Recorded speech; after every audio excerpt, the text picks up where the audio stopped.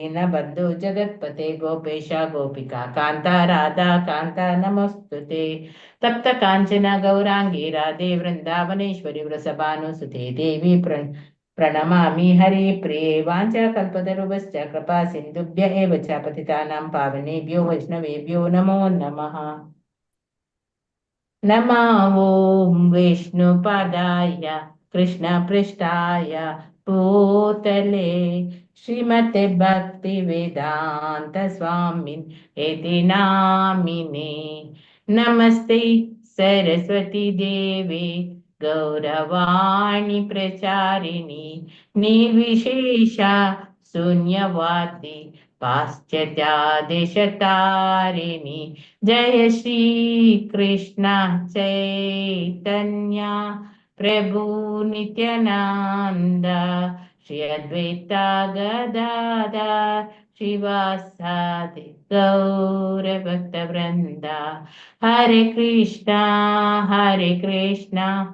कृष्ण कृष्ण हरे हरे हरे राम हरे राम।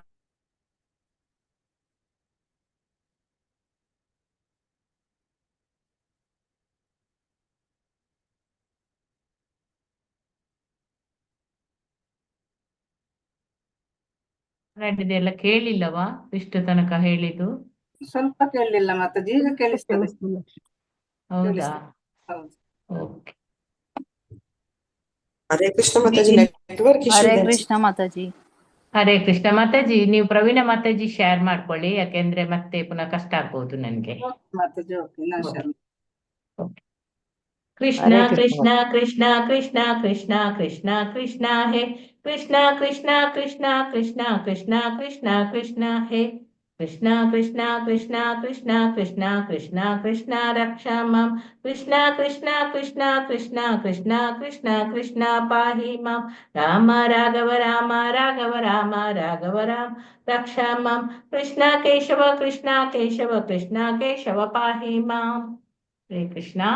ನಿನ್ನೆ ನಾವು ಅಲ್ಲಿ ಆ ಪ್ರಭುವಿನ ಬಗ್ಗೆ, ಪ್ರೀತಿಯ ಪ್ರಭುವಿ ನೀನು ನಿನ್ನ ಶುದ್ಧ ಸತ್ವದ ರೂಪವಾದ ಮೂಲ ರೂಪದಲ್ಲಿ ಈ ಭೌತಿಕ ಜಗತ್ತಿನಲ್ಲಿ ಎಲ್ಲ ಜೀವಿಗಳ ಕಲ್ಯಾಣಕ್ಕಾಗಿ ನೀನು ಕಾಣಿಸಿಕೊಂಡಿದೀಯಾ ಅಂತ ಹೇಳಿದ್ದಾರೆ. ನಿನ್ನ ಬರುವಿಕೆ, ಈ ಭಗವಂತನ ಬರುವಿಕೆಯನ್ನು ಅವನ ಆ ದೇವೋತ್ತಮ ಪರಮ ಪುರುಷನ ಸ್ವಭಾವ ಮತ್ತೆ ರೂಪಗಳನ್ನು ಅದರ ಸಲುವಾಗಿ ಅರ್ಥ ಮಾಡಿಕೊಳ್ಳಬಲ್ಲರು ಯಾರು ಅಂತ ಹೇಳಿದ್ರೆ ಬ್ರಹ್ಮಚಾರಿಗಳು, ಗೃಹಸ್ಥರು, ವನಪ್ರಸ್ಥರು ಮತ್ತು ಸನ್ಯಾಸಿಗಳು. ಈ ಸಾಮಾಜಿಕ ವ್ಯವಸ್ಥೆಯ ಈ 4 ವರ್ಗಗಳು, ಅವುಗಳು ಮಾತ್ರ ಇದರಿಂದ ಫಲವನ್ನು ಪಡೆಯಬಹುದು. ಪ್ರೀತಿಯ ಪ್ರಭುವೇ, ಲಕ್ಷ್ಮೀಪತಿಯೇ, ನಿನ್ನ ಸೇವೆಗೆ ಬದ್ಧರಾದ ಭಕ್ತರು ನಿರಾಕಾರವಾದಿಗಳಂತೆ ಉನ್ನತ ಸ್ಥಾನದಿಂದ ಅವರು ಯಾವಾಗಲೂ ಕೆಳಗೆ ಬೀಳುವುದಿಲ್ಲ. ಮಾಯೆಯ ದಳಪತಿಗಳು ಮುಕ್ತಿಯ ದಾರಿಯಲ್ಲಿ ಸದಾ ಅಡ್ಡಿಗಳನ್ನು ಅವರು ನಿರ್ಮಿಸ್ಲಿಕ್ಕೆ ಸಾಧ್ಯ ಇದೆ. ನಿನ್ನ ರಕ್ಷಣೆ ಪಡೆದ ಯಾರು ಭಕ್ತರಿದ್ದಾರೋ ಅವರಿಗೆ ಅದೆಲ್ಲವನ್ನು ದಾಟಿ ಹೋಗ್ಲಿಕ್ಕೆ ಸಾಧ್ಯ ಇದೆ. ಪ್ರಿಯ ಪ್ರಭುವೇ, ಜೀವಿಗಳ ಕಲ್ಯಾಣಕ್ಕಾಗಿ ನೀನು ಆ ದಿವ್ಯ ರೂಪದಲ್ಲಿ ಬರ್ತಾ ಇದೀಯಾ. ನಿನ್ನ ಭಕ್ತರು ಮುಖಾತಾ ನೋಡ್ಬೋದು. ಪವಿತ್ರ ಗ್ರಂಥಗಳು ಹೇಳುವಂತೆ ಅವರು ವೇದಗಳಲ್ಲಿ ಹೇಳಿರುವ ವಿಧಿಗೆ ಅನುಸಾರವಾಗಿ ಯಜ್ಞಗಳನ್ನು ಮಾಡಿ ಅನುದಾನ ಧ್ಯಾನ ಮಾಡಿ ಭಕ್ತಿಪೂರ್ವಕ ಸೇವೆಯನ್ನು ಸಲ್ಲಿಸಬಹುದು. ಪುನಃ ಪ್ರಿಯ ಪ್ರಭುವೇ, ಈ ಜ್ಞಾನ ಆನಂದಮಯವಾದ ನಿನ್ನ ಶಾಶ್ವತ ದಿವ್ಯ ರೂಪವು ನಿನ್ನ ಸ್ಥಾನವನ್ನು ಕುರಿತ ಆ ಊಹಾಪೋಹಗಳ ಅಜ್ಞಾನವನ್ನು ತೊಡೆದು ಹಾಕಬಲ್ಲದು. ಈ ರೂಪದಲ್ಲಿ ನೀನು ಕಾಣಿಸಿಕೊಳ್ಳದಿದ್ರೆ ಜನರು ತಮ್ಮ ಆ ಭೌತಿಕ ಸ್ವಭಾವಕ್ಕೆ ಅನುಗುಣವಾಗಿ ಈ ನಿನ್ನ ಭಗವಂತನ ಆ ದೇವೋತ್ತಮ ಪರಮ ಪುರುಷನ ವಿಷಯದಲ್ಲಿ ಅವರು ಕಲ್ಪನೆಗಳನ್ನು ಮಾಡಿಕೊಳ್ಳುತ್ತಿದ್ದರು ಅಷ್ಟೇ. ದೇವೋತ್ತಮ ಪರಮ ಪುರುಷನನ್ನ ಕುರಿತು ಎಲ್ಲಾ ಕಾಲ್ಪನಿಕ ಪ್ರತಿಮಾ ವಿವರಣೆಗೆ ಕೃಷ್ಣನ ಅವತಾರವೇ ಉತ್ತರ. ಪ್ರತಿಯೊಬ್ಬನು ತನ್ನ ಆ ಭೌತಿಕ ಗುಣಕ್ಕೆ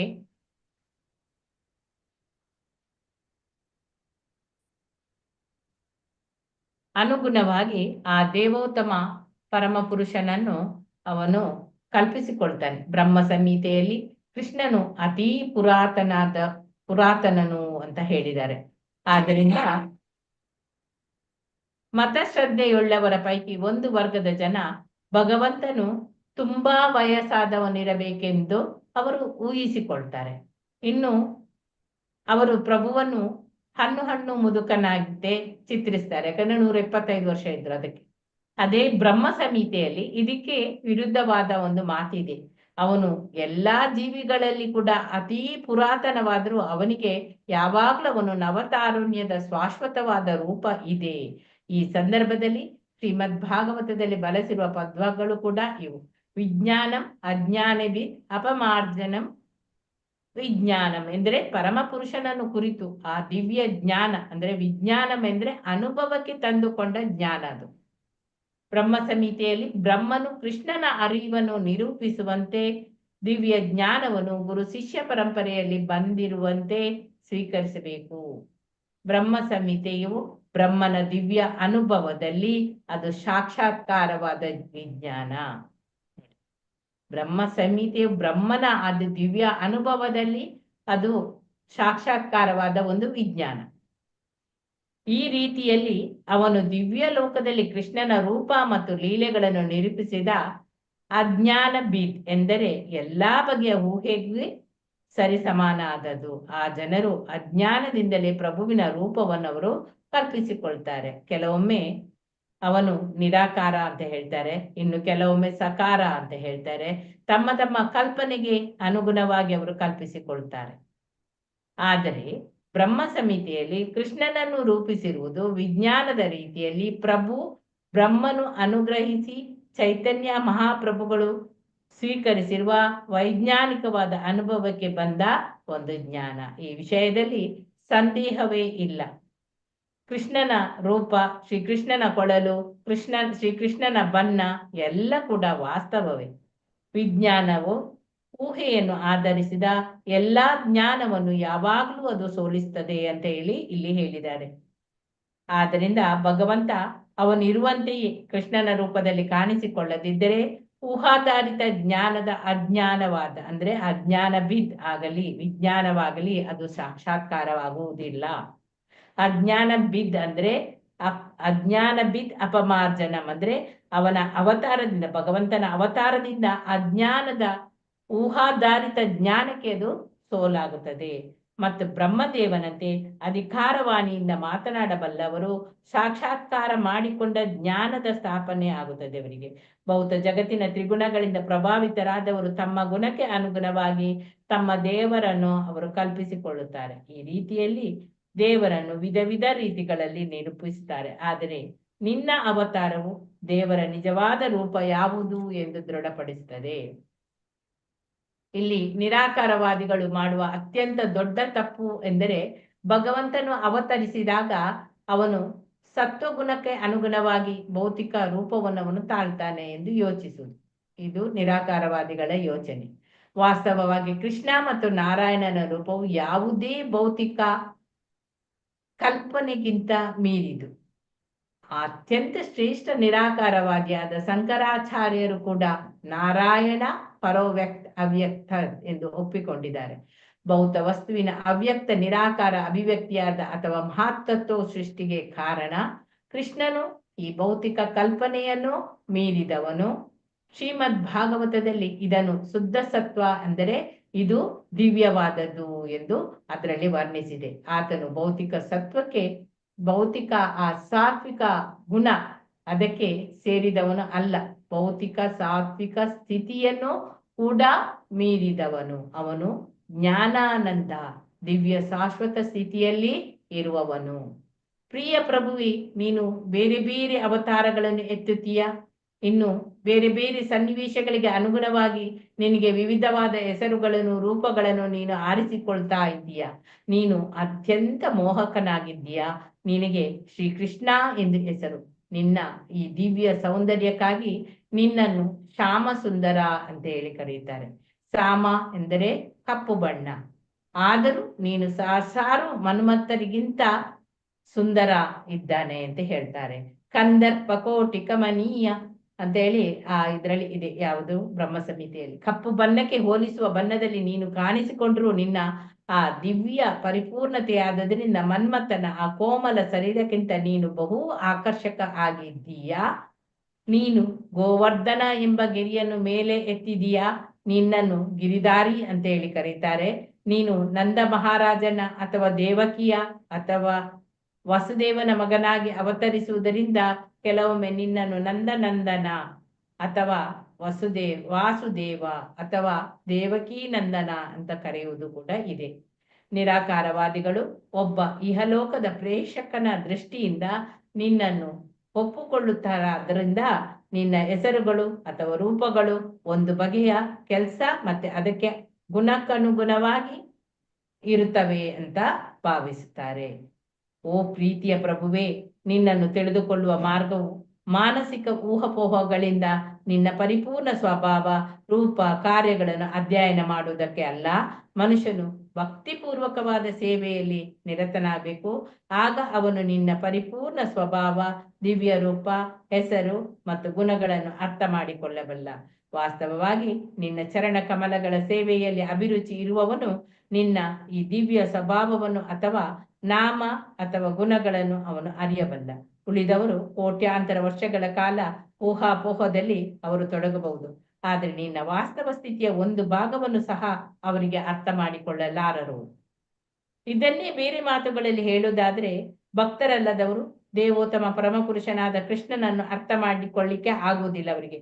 ಏಕೆಂದ್ರೆ ಕೃಷ್ಣನ ವಾಸ್ತವ ಸ್ವರೂಪವನ್ನು ಯೋಗ ಮಾಯೆಯೇ ತೆರೆಯುವ ಅದು ಮುಚ್ಚಿರುತ್ತದೆ. ಭಗವದ್ಗೀತೆಯಲ್ಲಿ ದೃಢಪಡಿಸಿದಂತೆ ನಾಹಂ ಪ್ರಕಾಶ ಸರ್ವಸ್ಯ, ಅಂದ್ರೆ ಭಗವಂತನು ಯಾರೆಂದ್ರೆ ಅವರು ನನ್ನನ್ನು ನೋಡಲು ಸಾಧ್ಯವಿಲ್ಲ ಅಂತ ಹೇಳಿದ್ದಾರೆ. ಕೃಷ್ಣನು ಅವತರಿಸಿ ಬಂದಾಗ ವಾಸ್ತವವಾಗಿ ಕುರುಕ್ಷೇತ್ರದ ರಣರಂಗದಲ್ಲಿ ಎಲ್ಲರೂ ಅವನನ್ನು ಕಾಣ್ತಾರೆ. ಆದರೆ ಆತನೇ ದೇವೋತ್ತಮ ಪರಮಪುರುಷ ಅಂತ ಎಲ್ಲರಿಗೂ ಅರ್ಥ ಆಗುವುದಿಲ್ಲ. ಆದರೂ ಅವನ ಸನ್ನಿಧಿಯಲ್ಲಿ ಮರಣ ಹೊಂದಿದವರೆಲ್ಲ ಇಹಲೋಕದ ಬಂಧನದಿಂದ ಅವರು ಮುಕ್ತರಾಗಿ ಆಧ್ಯಾತ್ಮಿಕ ಜಗತ್ತಿಗೆ ಹೋಗ್ತಾರೆ. ಪ್ರಭುವೇ, ನಿನ್ನ ನಾಮ ಮತ್ತು ರೂಪಗಳು ಒಂದೇ ಎಂದು ನಿರಾಕಾರವಾದಿಗಳು ಅಥವಾ ಭಕ್ತರಲ್ಲದವರು ಅವರು ತಿಳಿಯಲಿಕ್ಕೆ ಸಾಧ್ಯ ಇಲ್ಲ, ಅರಿಯಲಾರರು. ಪರಮಾತ್ಮನು ಪರಿಪೂರ್ಣನು ಆದುದರಿಂದ ಅವನ ನಾಮ ಮತ್ತು ರೂಪಗಳಲ್ಲಿ ವ್ಯತ್ಯಾಸವೆಂಬುದು ಇಲ್ಲ. ಭೌತ ಜಗತ್ತಿನಲ್ಲಿ ನಾಮ ರೂಪಗಳಲ್ಲಿ ವ್ಯತ್ಯಾಸ ಉಂಟು. ಮಾವಿನ ಹಣ್ಣು ಮಾವು ಎನ್ನುವ ಹೆಸರಿನಿಂದ ಅದು ಬೇರೆಯಾಗಿದೆ.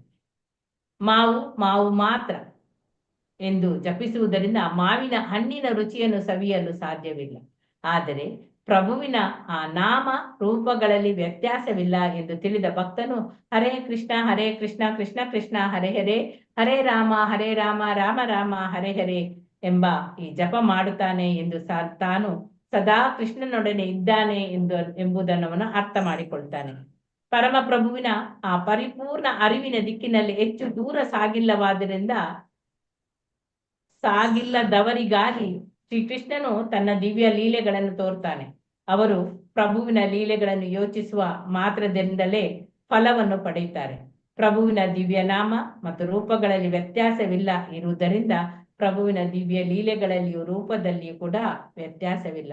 ಸ್ತ್ರೀಯರು, ಕಾರ್ಮಿಕರು ಮತ್ತು ವರ್ತಕರಂತೆ ಬುದ್ಧಿಶಕ್ತಿ ಕಡಿಮೆ ಇರುವವರಿಗಾಗಿ ಮಹರ್ಷಿ ವ್ಯಾಸದೇವರು ಮಹಾಭಾರತವನ್ನು ಬರೆದರು. ಮಹಾಭಾರತದಲ್ಲಿ ಕೃಷ್ಣನು ಬೇರೆ ಬೇರೆ ಕಾರ್ಯಗಳಲ್ಲಿ ನಿರತನಾಗಿದ್ದಾನೆ. ಮಹಾಭಾರತವು ಅಲ್ಲಿ ಚರಿತ್ರೆ, ಅದೊಂದು ಕೃಷ್ಣನ ಆ ದಿವ್ಯ ಕಾರ್ಯಗಳನ್ನು ಅಧ್ಯಯನ ಮಾಡಿ ಕೇಳಿ ನೆನಪಿಟ್ಟುಕೊಳ್ಳುವುದರಿಂದಲೇ ಅಷ್ಟು ಬುದ್ಧಿ ಇಲ್ಲದಿರುವವರು ಕೂಡ ಅದನ್ನು ಕ್ರಮೇಣವಾಗಿ ಅದರಲ್ಲಿ ಪರಿಶುದ್ಧ ಭಕ್ತರಾಗ್ತಾರೆ. ಸದಾ ಕೃಷ್ಣನ ಆ ದಿವ್ಯ ಚರಣ ಕಮಲಗಳನ್ನು ಯೋಚಿಸುತ್ತಾ ಸಂಪೂರ್ಣವಾಗಿ ನಾವು ಕೃಷ್ಣ ಪ್ರಜ್ಞೆಯಲ್ಲಿ ಭಕ್ತಿಪೂರ್ವಕವಾದ ಸೇವೆಯಲ್ಲಿ ನಿರತರಾದ ಆಗಿ ಇರುವ ಆ ಪರಿಶುದ್ಧ ಭಕ್ತರು ಆ ಭೌತ ಜಗತ್ತಿನಲ್ಲಿ ಇದ್ದಾರೆ ಎಂದು ಪರಿಗಣಿಸಲೇಬಾರದು. ದೇಹ, ಮನಸ್ಸು ಮತ್ತು ಚಟುವಟಿಕೆ ಇವುಗಳಿಂದ ಸದಾ ಕೃಷ್ಣ ಪ್ರಜ್ಞೆಯಲ್ಲಿ ಭಕ್ತಿಪೂರ್ವಕ ಸೇವೆಯಲ್ಲಿ ನಿರತರಾದರು. ದೇಹ ಇದ್ದು ಕೂಡ ಅವರು ಮುಕ್ತರು ಎಂದು ಭಾವಿಸಬೇಕೆಂದು ಇಲ್ಲಿ ರೂಪ ಗೋಸ್ವಾಮಿ ಅವರು ವಿವರಿಸಿದ್ದಾರೆ. ಭಗವದ್ಗೀತೆಯು ಕೂಡ ಇದನ್ನು ದೃಢಪಡಿಸಿದೆ. ಪ್ರಭುವಿನ ಈ ಭಕ್ತಿಪೂರ್ವಕ ಸೇವೆಯಲ್ಲಿ ನಿರತರಾಗಿರುವವರು ಇಹ ಜಗತ್ತಿನ ಸ್ಥಿತಿಯನ್ನು ಅವರು ಮೀರಿರ್ತಾರೆ. ಈಗಾಗಲೇ ಬದುಕಿನ ಪರಮ ಗುರಿಯನ್ನು ಸಾಧಿಸಲು ಕೃಷ್ಣನು ಭಕ್ತರಲ್ಲದವರಿಗೂ ಅವಕಾಶವನ್ನು ನೀಡುವಂತೆ ಕಾಣ್ತದೆ. ಯಾಕೆಂದ್ರೆ ಭಕ್ತರಿಗೆ ಅವನನ್ನು ಕಂಡು ಪೂಜಿಸಲು ನೇರವಾದ ಅವಕಾಶ ಅಲ್ಲಿ ಲಭ್ಯವಾಗ್ತದೆ. ಈ ವೇದಿಕೆಯ ಮೇಲೆ ಇಲ್ಲದವರಿಗೆ, ಅಂದ್ರೆ ಈ ಭಕ್ತಿ ಸೇವೆಯಲ್ಲಿ ಇಲ್ಲದವರಿಗೆ ಅವನ ಕಾರ್ಯಗಳನ್ನು ತಿಳಿದುಕೊಂಡು ಅದೇ ಸ್ಥಿತಿಗೆ ಏರಲು ಕೂಡ ಅವಕಾಶವನ್ನು ಕೊಡ್ತಾರೆ. ದೇವತೆಗಳನ್ನು ಪ್ರಾರ್ಥನೆಯನ್ನು ಹೀಗೆ ಮುಂದುವರಿಸಿದರು. ನಿನಗೆ ಹುಟ್ಟಿಲ್ಲ, ಆದುದರಿಂದ ನಿನಗೆ ಆನಂದದಾಯಕ ಲೀಲೆಗಳಲ್ಲದೆ ನಿನ್ನ ಅವತಾರಕ್ಕೆ ಬೇರೆ ಯಾವ ಕಾರಣವನ್ನು ನಾವು ಕಾಣೆವು. ಭಗವದ್ಗೀತೆಯಲ್ಲಿ ಭಗವಂತನ ಅವತಾರಕ್ಕೆ ಕಾರಣವನ್ನು ಕೊಟ್ಟಿದ್ರು ಕೂಡ ಭಕ್ತರನ್ನು ರಕ್ಷಿಸಿ ಭಕ್ತರಲ್ಲದವರನ್ನು ಶಿಕ್ಷಿಸುವುದಕ್ಕಾಗಿ ಅವನು ಈ ಲೋಕಕ್ಕೆ ಇಳಿದು ಬರ್ತಾನೆ. ವಾಸ್ತವವಾಗಿ ದೇವೋತ್ತಮ ಪರಮ ಪುರುಷನು ಭಕ್ತರಲ್ಲದವರನ್ನು ಶಿಕ್ಷಿಸಲು ಬರುವುದಲ್ಲ, ಭಕ್ತರನ್ನು ಕಾಣುವ ಸಂತೋಷಕ್ಕಾಗಿ ಅವನು ಬರ್ತಾನೆ. ಭಕ್ತರಲ್ಲದವರನ್ನು ಭೌತಿಕ ಪ್ರಕೃತಿಯಿಂದಲೇ ಸೋಲಿಸಬಹುದು. ಭೌತಿಕ ಪ್ರಕೃತಿಯ ಈ ಕ್ರಿಯೆ ಪ್ರತಿಕ್ರಿಯೆಗಳಂದ್ರೆ ಸೃಷ್ಟಿ, ಸ್ಥಿತಿ ಮತ್ತು ಲಯ ತಂತಾನೆ ಅದು ನಡೆದುಕೊಂಡು ಹೋಗ್ತಾ ಇರ್ತದೆ. ಆ ಭಗವಂತನ ಪಾವನ ನಾಮವು, ಭಗವಂತನ ವ್ಯಕ್ತಿತ್ವವು ಬೇರೆ ಬೇರೆ ಅಲ್ಲ. ಆದ್ದರಿಂದ ಭಗವಂತನ ಆ ಪಾವನ ನಾಮದಲ್ಲಿ ಆಶ್ರಯ ಪಡೆಯುವುದರಿಂದಲೇ ಭಕ್ತರಿಗೆ ಸಾಕಷ್ಟು ರಕ್ಷಣೆಯು ದೊರೆಯುತ್ತದೆ. ದೇವೋತ್ತಮ ಪರಮ ಪುರುಷನು ಇಳಿದು ಬಂದಾಗ ವಾಸ್ತವವಾಗಿ ಭಕ್ತರ ರಕ್ಷಣೆ, ಭಕ್ತರಲ್ಲದವರ ನಾಶ ಅವನ ಕಾರ್ಯ ಅಲ್ಲ. ಇದೆಲ್ಲ ಅವನ ದಿವ್ಯ ಆನಂದಕ್ಕಾಗಿ.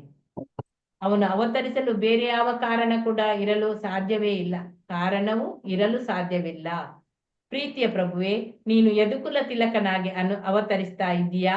ನಿನ್ನ ಚರಣ ಕಮಲಗಳಲ್ಲಿ ಗೌರವ ಪೂರ್ವಕವಾದ ವಿನಿತವೂ ಆದ ವಿಧೇಯತೆಯನ್ನು ನಾವು ಅರ್ಪಿಸ್ತಾ ಇದ್ದೇವೆ. ನೀನು ಮತ್ಸ್ಯಾವತಾರಿಯಾಗಿ, ಹಯಗ್ರೀವ ಅವತಾರಿಯಾಗಿ, ಕೂರ್ಮಾವತಾರಿಯಾಗಿ, ಹಂಸಾವತಾರಿಯಾಗಿ, ಪ್ರಭು ರಾಮಚಂದ್ರನಾಗಿ, ಪರಶುರಾಮನಾಗಿ ಇನ್ನೂ ಹಲವಾರು ಅವತಾರಗಳಲ್ಲಿ ನೀನು ಕಾಣಿಸಿಕೊಂಡಿದೀಯಾ. ಭಕ್ತರ ರಕ್ಷಣೆಗಾಗಿಯೇ ನೀನು ಅವತರಿಸ್ತೀಯಾ. ಈಗಿನ ದೇವೋತ್ತಮ ಪರಮ ಪುರುಷನ ಪರಿಪೂರ್ಣ ರೂಪವಾಗಿ ನಮಗೆ 3 ಲೋಕಗಳಲ್ಲಿ ಕೂಡ ಇಂತಹದೇ ರಕ್ಷಣೆಯನ್ನು ಒದಗಿಸಿ ನಮ್ಮ ಬದುಕು ಶಾಂತಿಯಿಂದ ನಡೆಯಲು ಇರುವ ಅಡ್ಡಿಗಳನ್ನೆಲ್ಲ ನಿವಾರಿಸಬೇಕೆಂದು ನಾವು ಬೇಡಿಕೊಳ್ತೇವೆ. ಪ್ರಿಯ ಮಾತೆ ದೇವಕಿ ತನ್ನೆಲ್ಲ ಸಂಪೂರ್ಣ ವಿಸ್ತರಣೆಗಳನ್ನು ಒಡಗೂಡಿ ದೇವೋತ್ತಮ ಪರಮ ಪುರುಷನು ನಿನ್ನ ಗರ್ಭದಲ್ಲಿ ಇದ್ದಾನೆ. ಅವನು ನಮ್ಮ ಕಲ್ಯಾಣಕ್ಕಾಗಿ ಕಾಣಿಸಿಕೊಳ್ಳುತ್ತಿರುವ ದೇವೋತ್ತಮ ಪರಮ ಪುರುಷ ಶ್ರೀಕೃಷ್ಣ. ಆದುದರಿಂದ ನೀನು ಈ ಭೋಜ ರಾಜ್ಯದ ಅರಸನಾದ ನಿನ್ನ ಸಹೋದರನಿಗೆ ನೀನು ಹೆದರಬೇಕಾಗಿಲ್ಲ. ಮೂಲ ದೇವೋತ್ತಮ ಪರಮ ಪುರುಷನಾದ ನಿನ್ನ ಮಗ ಶ್ರೀಕೃಷ್ಣನು ಭಕ್ತರಾದ ಯದುವಂಶದ ರಕ್ಷಣೆಗಾಗಿ ಅವನು ಕಾಣಿಸಿಕೊಳ್ತಾ ಇದ್ದಾನೆ. ಪ್ರಭುವು ಒಬ್ಬನೇ ಬರುತ್ತಿಲ್ಲ, ಅವನು ತನ್ನ ಮೊದಲ ವಿಸ್ತರಣೆಯಾದ ಪೂರ್ಣಾಂಶವನಾದ ಬಲರಾಮನೊಂದಿಗೆ ಬರುತ್ತಾನೆ. ದೇವಕಿ ತನ್ನ ಸೋದರ ಕಂಸನ ವಿಷಯದಲ್ಲಿ ತುಂಬಾ ಭಯಪಟ್ಟಿದ್ಲು. ಏಕೆಂದ್ರೆ ಈಗಾಗಲೇ ಅವಳ ಅಷ್ಟೊಂದು ಮಕ್ಕಳನ್ನು ಅವನು ಕೊಂದಿದ್ದಾನೆ. ಕೃಷ್ಣನ ವಿಷಯವಾಗಿ ಅವಳಿಗೆ ಬಹಳ ಆತಂಕ ಇರ್ತದೆ. ಅವಳಿಗೆ ಸಮಾಧಾನ ಪಡಿಸಲಿಕ್ಕೆ ಸಕಲ ದೇವತೆಗಳು ತಮ್ಮ ಪತ್ನಿಯರೊಡಗೂಡಿ ಸದಾ ಬಂದು ಕಂಸನು ತನ್ನ ಮಗನನ್ನು ಕೊಲ್ಲುತ್ತಾನೆ ಎಂದು ಹೆದರದಂತೆ ಧೈರ್ಯ ಕೊಡ್ತಿದ್ರು ಎಂದು ಆ ವಿಷ್ಣು ಪುರಾಣದಲ್ಲಿ ಕೂಡ ಹೇಳಿದೆ. ಅವಳ ಗರ್ಭದಲ್ಲಿದ್ದ ಕೃಷ್ಣನು ಭೂಭಾರವನ್ನು ಕಡಿಮೆ ಮಾಡಲು ಮಾತ್ರವಲ್ಲದೆ ವಿಶೇಷವಾಗಿ ಯದುಕುಲವನ್ನು ರಕ್ಷಿಸಲು ಬರುತ್ತಾ ಇದ್ದಾನೆ. ನಿಶ್ಚಯವಾಗಿ ದೇವಕಿ ಮತ್ತು ವಸುದೇವನನ್ನು ರಕ್ಷಿಸಲು ಬರುತ್ತಿದ್ದಾನೆ ಅಂತ ಹೇಳಿ ಸಮಾಧಾನ ಹೇಳ್ತಾರೆ. ಗರ್ಭದಲ್ಲಿದ್ದ ಕೃಷ್ಣನಿಗೆ ದೇವತೆಗಳ ಪ್ರಾರ್ಥನೆ ಎನ್ನುವ ಈ 2ನೇ ಅಧ್ಯಾಯದ ಭಕ್ತಿ ವೇದಾಂತ ಭಾವಾರ್ಥವು ಇಲ್ಲಿಗೆ ಮುಗಿಯಿತು. ಈಗ 3ನೇ ಅಧ್ಯಾಯ ಶ್ರೀಕೃಷ್ಣನ ಜನನ. ಹರೇ ಕೃಷ್ಣ. ಮಾತಾಜಿ ಓದಿಸಿ ಮಾತಾಜಿ. ಹರೇ ಕೃಷ್ಣ ಮಾತಾಜಿ. ವೇಣಿ ಮಾತಾಜಿ. ಹರೇ ಕೃಷ್ಣ ಮಾತಾಜಿ. ಮಾತಾಜಿ ಇದ್ರದ್ದು PDF ಕಳಿಸ್ಲಾ? ಇದು ಸ್ವಲ್ಪ ಡಲ್ ಆಗಿದೆ, ಕಾಣಿಸುತ್ತಾ? ಕಾಣಿಸ್ತದ ನಿಮ್ಗೆ? ನನ್ನ ಹತ್ರ ಬೇರೆ ಒಂದು ಇರ್ಬೇಕು ಮಾತಾಜಿ. ಇದ್ರೆ ಕಳಿಸಿ ಮಾತಾಜಿ ಅವರಿಗೆ. ಇದು ಕಳಿಸ್ಲಾ? ಕಳಿಸಿ ಮಾತಾಜಿ ಇದ್ರೆ. ಓಕೆ ಪ್ರವೀಣ ಮಾತಾಜಿ. ಯಾವ್ದು ಮಾತಾಜಿಗೆ ಕಳಿಸ್ಲಿ ಮಾತಾಜಿ? ನಾನು ಪ್ರವೀಣ ಮಾತಾಜಿಗೆ ಕಳಿಸಿ ಮಾತಾಜಿ. ಮಾತಾಜಿ. ಓಕೆ ಮಾತಾಜಿ. ಹರೇ ಕೃಷ್ಣ. ಹರೇ ಕೃಷ್ಣ. ಪ್ರವೀಣ ಮಾತಾಜಿ ಮೊಬೈಲ್ ಅಲ್ಲಿ ಶೇರ್ ಮಾಡ್ತಾ ಇದ್ದೀರಾ? ಇಲ್ಲ, ಲ್ಯಾಪ್ಟಾಪ್ ಅಲ್ಲಿ ಇದ್ದೇನೆ ಮಾತಾಜಿ. Okay okay. ಅಷ್ಟ ತನಕ ಓದಿ, ಯಾರ ಹತ್ರ ಪುಸ್ತಕ ಇದೆ ಅವರು ಓದ್ಬೋದು ಮಾತಾಜಿ. ಅರ್ಧ ಪೇಜ್. ನಾನು ನಿನ್ನೆಯಿಂದಲೇ ನಾನು ಕಂಟಿನ್ಯೂ ಮಾಡ್ತಾ ಇದ್ದೀನಿ. ರೇಖಾ ಆಯ್ತು. ಬಂಗೇರಿ ಮಾತಾಜಿ ಓದಿ. ಹರೇ ಕೃಷ್ಣ ಮಾತಾಜಿ. ಶ್ರೀಕೃಷ್ಣನ ಜನನ. ಭಗವದ್ಗೀತೆಯಲ್ಲಿ ಭಗವಂತನು ತನ್ನ ಅವತಾರ, ಜನನ ಮತ್ತು ಕಾರ್ಯಗಳೆಲ್ಲ ದಿವ್ಯವಾದವು. ಅವುಗಳನ್ನು ವಾಸ್ತವವಾಗಿ ಅರ್ಥ ಮಾಡಿಕೊಂಡವನು ಆಧ್ಯಾತ್ಮಿಕ ಜಗತ್ತಿಗೆ ಕೂಡಲೇ ಹೋಗಲು ಅರ್ಹನಾಗುತ್ತಾನೆ ಎಂದು ಹೇಳಿದ್ದಾನೆ.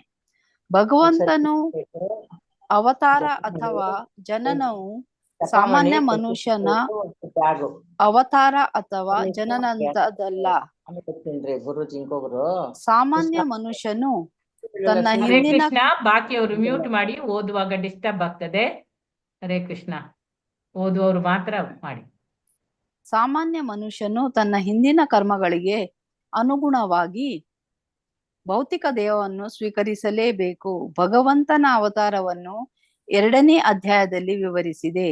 ತನ್ನ ಇಚ್ಛೆಯಿಂದ ಮಾತ್ರ ಅವನು ಈ ಪ್ರಪಂಚದಲ್ಲಿ ಕಾಣಿಸಿಕೊಳ್ಳುತ್ತಾನೆ. ಭಗವಂತನು ಕಾಣಿಸಿಕೊಳ್ಳಲು ಕಾಲವು ಪರಿಪಕ್ವವಾದಾಗ ನಕ್ಷತ್ರ ಪುಂಜಗಳು ಶುಭಕರವಾದವು. ರೋಹಿಣಿ ನಕ್ಷತ್ರದ ಪ್ರಭಾವವು ಶಕ್ತಿಶಾಲಿಯಾಯಿತು, ಏಕೆಂದರೆ ಈ ನಕ್ಷತ್ರವು ಬಹು ಶುಭಕರವೆಂದು ಭಾವಿಸುತ್ತಾರೆ. ರೋಹಿಣಿಯು ನೇರವಾಗಿ ಬ್ರಹ್ಮನ ಮಾರ್ಗದರ್ಶನದಲ್ಲಿಯೇ ಇದೆ. ಜ್ಯೋತಿಷದ ಗಣನೆಯ ಪ್ರಕಾರ ನಕ್ಷತ್ರಗಳು ಅಪೇಕ್ಷಣೀಯವಾದ ಸ್ಥಾನಗಳಲ್ಲೇ ಇರಬೇಕಲ್ಲದೆ ವಿವಿಧ ಗ್ರಹಮಂಡಲಗಳು ಬೇರೆ ಬೇರೆ ಸ್ಥಾನಗಳಲ್ಲಿರುವುದರಿಂದ ಮಂಗಳಕರವಾದ ಗಳಿಗೆಗಳು ಮಂಗಳಕರವಲ್ಲದ ಗಳಿಗೆಗಳು ಇರುತ್ತವೆ. ಕೃಷ್ಣನ ಜನನದ ಹೊತ್ತಿನಲ್ಲಿ ಎಲ್ಲವೂ ಮಂಗಳಕರವಾಗಿರುವಂತೆ ಗ್ರಹ ಮಂಡಲಗಳು ತಂತಾನೆ ಹೊಂದಿಕೆಯಾದವು. ಆ ಹೊತ್ತಿನಲ್ಲಿ ಹರೇ ಕೃಷ್ಣ ಹರೇ ಮಾತಾಜಿ. ಕೃಷ್ಣ ಮಾತಾಜಿ. ಧನ್ಯವಾದಗಳು ಮಾತಾಜಿ. ಧನ್ಯವಾದಗಳು. ಪ್ರೇಮ ರಾಘವ ಮಾತಾಜಿ ಓದಿ. ಹರೇ ಕೃಷ್ಣ ಓದ್ತೀನಿ. ಆ ಹೊತ್ತಿನಲ್ಲಿ ಪೂರ್ವ, ಪಶ್ಚಿಮ, ದಕ್ಷಿಣ, ಉತ್ತರ ಎಲ್ಲೆಡೆಯಲ್ಲಿ ಶಾಂತಿ ಸಮೃದ್ಧಿಗಳ ವಾತಾವರಣವಿತ್ತು. ಆಕಾಶದಲ್ಲಿ ಮಂಗಳಕರ ನಕ್ಷತ್ರಗಳು ಕಾಣಿಸಿಕೊಂಡವು. ಎಲ್ಲಾ ನಗರಗಳಲ್ಲಿ, ಹಳ್ಳಿಗಳಲ್ಲಿ, ಹುಲ್ಲು ಮೈದಾನಗಳ ಮೇಲುಗಡೆ ಮತ್ತು ಜನರ ಮನಸ್ಸುಗಳಲ್ಲಿ ಭಾಗ್ಯದ ಸೂಚನೆಗಳು ಕಾಣಿಸಿಕೊಂಡವು. ನದಿಗಳ ನೀರು ತುಂಬಿ ಹರಿಯುತ್ತಿದ್ದವು. ಕೆರೆಗಳು ತಾವರೆಗಳಿಂದ ಕಂಗೊಳಿಸುತ್ತಿದ್ದವು. ಕಾಡುಗಳು ಮನೋಹರ ಪಕ್ಷಿಗಳು ಮತ್ತು ನವಿಲುಗಳಿಂದ ತುಂಬಿ ಹೋಗಿದ್ದವು. ಕಾಡುಗಳಲ್ಲಿ ಪಕ್ಷಿಗಳು ಮಧುರವಾಗಿ ಹಾಡತೊಡಗಿದವು. ನವಿಲುಗಳು ಜೋಡಿ ಜೋಡಿಯಾಗಿ ನರ್ತನ ಮಾಡಲು ಆರಂಭಿಸಿದವು. ಗಾಳಿಯು ಹಿತಕರವಾಗಿ ಬೀಸುತ್ತಿತ್ತು. ವಿವಿಧ ಪುಷ್ಪಗಳ ಸುಗಂಧ ಕೊಂಡೊಯ್ಯುತ್ತಿತ್ತು. ದೇಹದ ಸ್ಪರ್ಶವು ಆನಂದಕರವಾಗಿತ್ತು. ಯಜ್ಞಗಳನ್ನು ಮಾಡುತ್ತಿದ್ದವರಿಗೆ ಹವಿಸ್ಸುಗಳ ಅರ್ಪಣೆಗೆ ಮನೆಗಳು ಸಂತೋಷಕರವಾಗಿ ಕಂಡವು. ರಾಕ್ಷಸ ರಾಜರ ಹಾವಳಿಯಿಂದಾಗಿ ಬ್ರಾಹ್ಮಣರ ಮನೆಗಳಲ್ಲಿ ಯಜ್ಞ ಯಾಗಾದಿಗಳು ನಿಂತೇ ಹೋಗಿದ್ದವು. ಆದರೆ ಈಗ ಶಾಂತಿಯಲ್ಲಿ ಅಗ್ನಿಯನ್ನು ಹೊತ್ತಿಸುವುದು ಸಾಧ್ಯವಾಯಿತು. ಯಜ್ಞ ಯಾಗಾದಿಗಳನ್ನು ಮಾಡಬಾರದೆಂಬ ಕಟ್ಟಳೆಯಿಂದಾಗಿ ಬ್ರಾಹ್ಮಣರ ಮನಸ್ಸು, ಬುದ್ಧಿಶಕ್ತಿ ಮತ್ತು ಚಟುವಟಿಕೆಗಳು ಎಲ್ಲದರಲ್ಲಿ ಯಾತನೆ ಇರುತ್ತಿತ್ತು. ಶ್ರೀಕೃಷ್ಣನ ಜನನ ಕಾಲವು ಸಮೀಪವಾದಂತೆ ದೇವೋತ್ತಮ ಪರಮ ಪುರುಷನು ಅವತರಿಸಲಿದ್ದಾನೆ ಎಂದು ಗಗನದಲ್ಲಿ ಘೋಷಿಸುವ ದಿವ್ಯ ದನಿಗಳ ಕಂಪನವನ್ನು ಕೇಳಿ ಅವರ ಮನಸ್ಸುಗಳು ಹರ್ಷದಿಂದ ತುಂಬಿ ಹೋದವು. ಧನ್ಯವಾದಗಳು. ಹರೇ ಕೃಷ್ಣ ಮಾತಾಜಿ. ಹರೇ ಧನ್ಯವಾದ. ಕೃಷ್ಣ ಮಾತಾಜಿ. ಹರೇ ಕೃಷ್ಣ. ಧನ್ಯವಾದ. ಮಂಜುಳಾ ಎ ಮಾತಾಜಿ ಓದಿ. ಮಂಜುಳಾ ಎ ಮಾತಾಜಿ ಅನ್ಮ್ಯೂಟ್ ಮಾಡ್ಕೊಳ್ಳಿ. ಹರೇ ಕೃಷ್ಣ ಮಾತಾಜಿ. ಓದಿ ಮಾತಾಜಿ. ಹರೇ ಕೃಷ್ಣ. ಓದಿ ಮಾತಾಜಿ. ಮತ್ತೆ ವಸುದೇವನು ಅಲ್ಲಿಂದ ಇಲ್ಲಿ ವಸುದೇವನಿಗೆನ ಮಾತಾಜಿ. ಗಂಧರ್ವ ಮತ್ತು ಕಿನ್ನರ ಲೋಕಗಳು 26ನೇ ಪೇಜ್. ಗಂಧರ್ವ ಮತ್ತು ಕಿನ್ನರ ಲೋಕಗಳ ನಿವಾಸಿಗಳು, ಗಂಧರ್ವ ಮತ್ತು ಕಿನ್ನರ ಲೋಕಗಳ ನಿವಾಸಿಗಳು ಆಗ ತಾನೇನ 26ನೇ ಪೇಜ್ ಮಾತಾಜಿ. ಎಲ್ಲಿದ್ದೀರಿ ನೀವು? ನೋಡಿ, ಮೊದ್ಲು ಗಂಧರ್ವ ಮತ್ತು ಕಿನ್ನರ ಲೋಕಗಳ ನನ್ ಬಾಣದ ಗುರುತು ಕಾಣಿಸುದಿಲ್ವ ಮಾತಾಜಿ? 27ನೇ ಪೇಜ್ ಬಂದಿದೆ ಮಾತಾಜಿ. 26 ಹಾ ಗೊತ್ತಾಯ್ತು ಮಾತಾಜಿ. ಗಂಧರ್ವ ಮತ್ತು ಕಿನ್ನರ ಲೋಕಗಳ ನಿವಾಸಿಗಳು ಸಂತೋಷದಿಂದ ಹಾಡಲು ಪ್ರಾರಂಭಿಸಿದರು. ಸಿದ್ಧಲೋಕ ಮತ್ತು ಚಾರಣ ಗ್ರಹಗಳ ನಿವಾಸಿಗಳು ದೇವೋತ್ತಮ ಪುರುಷನ ಸೇವೆಯಲ್ಲಿ ಸ್ತೋತ್ರಗಳನ್ನು ಹಾಡಲು ಪ್ರಾರಂಭಿಸಿದರು. ಸ್ವರ್ಗ ಲೋಕಗಳಲ್ಲಿ ದೇವತೆಗಳು ಅವರ ಪತ್ನಿಯರು ಅಪ್ಸರೆಯರೊಂದಿಗೆ ನರ್ತನ ಮಾಡಲು ಪ್ರಾರಂಭ ಮಾಡಿದರು. ಮಹರ್ಷಿಗಳು ದೇವತೆಗಳು ಆನಂದದಿಂದ ಪುಷ್ಪವೃಷ್ಟಿ ಮಾಡಿದರು. ಸಮುದ್ರಗಳಲ್ಲಿ ಸೌಮ್ಯವಾದ ಅಲೆಗಳ ಮೃದು ಶಬ್ದಗಳು ಕೇಳಿ ಬಂದವು. ಸಮುದ್ರದ ಮೇಲೆ ಗುಡುಗಿನ ಶಬ್ದವು ಹಿತವಾಗಿತ್ತು. ಇಂತಹ ಸನ್ನಿವೇಶದಲ್ಲಿ ಎಲ್ಲರ ಜೀವಿಗಳ ಹೃದಯಗಳಲ್ಲಿ ರಾರಾಜಿಸುವ ದೇವೋತ್ತಮ ಪರಮಪುರುಷನಾದ ವಿಷ್ಣುವು ರಾತ್ರಿಯ ಕತ್ತಲಿನಲ್ಲಿ ದೇವಕಿಗೆ ಕಾಣಿಸಿಕೊಂಡನು. ಅವಳು ದೇವತೆಯಂತೆ ಕಂಗೊಳಿಸುತ್ತಿದ್ದಳು. ಶ್ರೀ ವಿಷ್ಣುವು ಆಗ ಗೋಚರನಾದದ್ದನ್ನು ಪೂರ್ವ ದಿಕ್ಕಿನ ಆಕಾಶದಲ್ಲಿ ಪೂರ್ಣ ಚಂದ್ರನು ಉದಿಸುವುದಕ್ಕೆ ಹೋಲಿಸಬಹುದಾಗಿತ್ತು. ಶ್ರೀಕೃಷ್ಣನು ಕೃಷ್ಣ ಪಕ್ಷದ ಅಷ್ಟಮಿಯ ದಿನ ಜನಿಸಿದುದರಿಂದ ಪೂರ್ಣ ಚಂದ್ರನ ಉದಯವು ಸಾಧ್ಯವಿರಲಿಲ್ಲ ಎಂದು ಆಕ್ಷೇಪಿಸಬಹುದು. ಇದಕ್ಕೆ ಉತ್ತರ ಹೀಗೆ: ಕೃಷ್ಣನು ಚಂದ್ರವಂಶದಲ್ಲಿ ಜನಿಸಿದನು. ಆದುದರಿಂದ ಆ ರಾತ್ರಿ ಚಂದ್ರನು ಪೂರ್ಣವಾಗಿಲ್ಲದಿದ್ದರೂ ಚಂದ್ರನೇ ಮೂಲ ಪುರುಷನಾದದ್ದರಿಂದ ಅವನು ಆತ್ಮಾನಂದದ ಸ್ಥಿತಿಯಲ್ಲಿದ್ದನು. ಆದುದರಿಂದ ಅವನು ಪೂರ್ಣಚಂದ್ರನಂತೆ ಬೆಳಗುವುದು ಸಾಧ್ಯವಾಯಿತು. ಕೃಷ್ಣ ಮಾತಾಜಿ, ಧನ್ಯವಾದಗಳು ಮಾತಾಜಿ. ಮಾತಾಜಿ ಶೇರ್ ಮಾಡಿದ್ದೀನಿ ಮಾತಾಜಿ. ಓಕೆ, ಹೌದು ಮಾತಾಜಿ, ನಾನು ಇವಾಗ ಚೇಂಜ್ ಮಾಡ್ತೀನಿ ಇದು. ಹರೇ ಕೃಷ್ಣ. ಇದು ಎಕ್ಸ್ಪ್ಲೈನ್ ಮಾಡ್ಲಾ ಮಾತಾಜಿ? ಎಷ್ಟು ಎಕ್ಸ್ಪ್ಲೈನ್ ಮಾಡಿ ಮಾತಾಜಿ. ಹರೇ ಕೃಷ್ಣ. ಎಲ್ಲರಿಗೂ ಸ್ವಾಗತ. 3ನೇ ಅಧ್ಯಾಯ, ಶ್ರೀಕೃಷ್ಣನ ಜನನ. ಭಗವದ್ಗೀತೆಯಲ್ಲಿ ಭಗವಂತನು ತನ್ನ ಅವತಾರ, ಜನನ ಮತ್ತು ಕಾರ್ಯಗಳೆಲ್ಲ ಎಲ್ಲವೂ ದಿವ್ಯವಾದದ್ದೇ. ಅವುಗಳನ್ನು ವಾಸ್ತವವಾಗಿ ಅರ್ಥ ಮಾಡಿಕೊಂಡವನು ಆಧ್ಯಾತ್ಮಿಕ ಜಗತ್ತಿಗೆ ಕೂಡಲೇ ಹೋಗಲು ಹರನಾಗುತ್ತಾನೆ. ಯಾರು ಭಗವಂತನ ಅವತಾರ, ಜನನ, ಕಾರ್ಯ ಇವೆಲ್ಲನೂ ಯಾರು ಅರ್ಥ ಮಾಡ್ಕೊಳ್ತಾರೋ ಅವರು ಕೂಡಲೇ ಭಗವಂತನ ಒಂದು ಲೋಕಕ್ಕೆ ಹೋಗ್ತಾರೆ, ಆಧ್ಯಾತ್ಮಿಕ ಲೋಕಕ್ಕೆ ಹೋಗ್ತಾರೆ ಅಂತ, ಹೋಗಲು ಅರ್ಹನಾಗುತ್ತಾನೆ ಅಂತ ಹೇಳ್ತಾ ಇದ್ದಾರೆ. ಭಗವಂತನ ಅವತಾರ ಅಥವಾ ಜನನವು ಸಾಮಾನ್ಯ ಮನುಷ್ಯನ ಅವತಾರ ಅಥವಾ ಜನನದಂತಲ್ಲ. ಇದು ಭಗವಂತನ ಅವತಾರ ಅಥವಾ ಜನನ ಅನ್ನೋದು ಸಾಮಾನ್ಯ ಮನುಷ್ಯನ ಒಂದು ಅವತಾರ ಅಥವಾ ಅವನ ಒಂದು ಸಾಮಾನ್ಯ ಮನುಷ್ಯನ ಜನನದಂತೆ ಅಲ್ಲ. ಅದು ಸಾಮಾನ್ಯ ಮನುಷ್ಯನು ತನ್ನ ಹಿಂದಿನ ಕರ್ಮಗಳ ಅನುಗುಣವಾಗಿ ಭೌತಿಕ ದೇಹವನ್ನು ಸ್ವೀಕರಿಸಲೇಬೇಕು. ಭಗವಂತನ ಅವತಾರವನ್ನು 2ನೇ ಅಧ್ಯಾಯದಲ್ಲಿ ಇಲ್ಲಿ ವಿವರಿಸಿದೆ. ತನ್ನ ಇಚ್ಛೆಯಿಂದ ಮಾತ್ರ ಅವನು ಈ ಪ್ರಪಂಚದಲ್ಲಿ ಕಾಣಿಸ್ಕೊಳ್ತಾನೆ. ಈ ಸಾಮಾನ್ಯ ಮನುಷ್ಯ ಹೆಂಗೆ ಅಂತಂದ್ರೆ, ತನ್ನ ಹಿಂದಿನ ಕರ್ಮಗಳು ಮಾಡಿರ್ತಾನಲ್ಲ, ಅದಕ್ಕೆ ಅನುಸಾರವಾಗಿ ನಾವು ಹಿಂದೆ ಓದಿದ್ವಿ, ಅದಕ್ಕೆ ಅನುಗುಣವಾಗಿ ಅವನು ಈ ಭೌತಿಕ ದೇಹವನ್ನ ಭಗವಂತ ಕೊಡ್ತಾನೆ. ಅದರಲ್ಲಿ ಇವನು ಬರ್ತಾನೆ. ಆ ಭೌತಿಕ ದೇಹವನ್ನ ಅವನು ಸ್ವೀಕರಿಸಲೇಬೇಕು, ಹಾಗಾಗಿ ಬರ್ತಾನೆ. ಸೊ ಭಗವಂತನ ಅವತಾರ ಹಂಗಲ್ಲ. ಭಗವಂತ ಅವನು ತನ್ನ ಇಚ್ಛೆಯಿಂದ ಮಾತ್ರ ಅವನು ಈ ಪ್ರಪಂಚದಲ್ಲಿ ಕಾಣಿಸ್ಕೊತಾನೆ. ಭಗವಂತನು ಕಾಣಿಸಿಕೊಳ್ಳಲು ಕಾಲವು ಪರಿಪಕ್ವವಾದಾಗ ನಕ್ಷತ್ರ ಪುಂಜಗಳು ಶುಭಕರವಾದವು. ರೋಹಿಣಿ ನಕ್ಷತ್ರದ ಪ್ರಭಾವವು ಶಕ್ತಿಶಾಲಿಯಾಯಿತು, ಏಕೆಂದರೆ ಈ ನಕ್ಷತ್ರವು ಬಹು ಶುಭಕರವೆಂದು ಭಾವಿಸುತ್ತಾರೆ. ರೋಹಿಣಿಯು ನೇರವಾಗಿ ಬ್ರಹ್ಮನ ಮಾರ್ಗದರ್ಶನದಲ್ಲಿಯೇ ಇದೆ. ಸೊ ಜ್ಯೋತಿಷ್ಯದ ಗಣನೆಯ ಪ್ರಕಾರ ನಕ್ಷತ್ರಗಳು ಅಪೇಕ್ಷಣೀಯವಾದ ಸ್ಥಾನಗಳಲ್ಲೇ ಬೇಕಲ್ಲದೆ ವಿವಿಧ ಗ್ರಹ ಮಂಡಲಗಳ ಬೇರೆ ಬೇರೆ ಸ್ಥಾನಗಳಲ್ಲಿ ಇರುವುದರಿಂದ ಮಂಗಳಕರವಾದ ಗಳಿಗೆಗಳು, ಮಂಗಳಕರವಲ್ಲದ ಗಳಿಗೆಗಳು ಇರುತ್ತವೆ.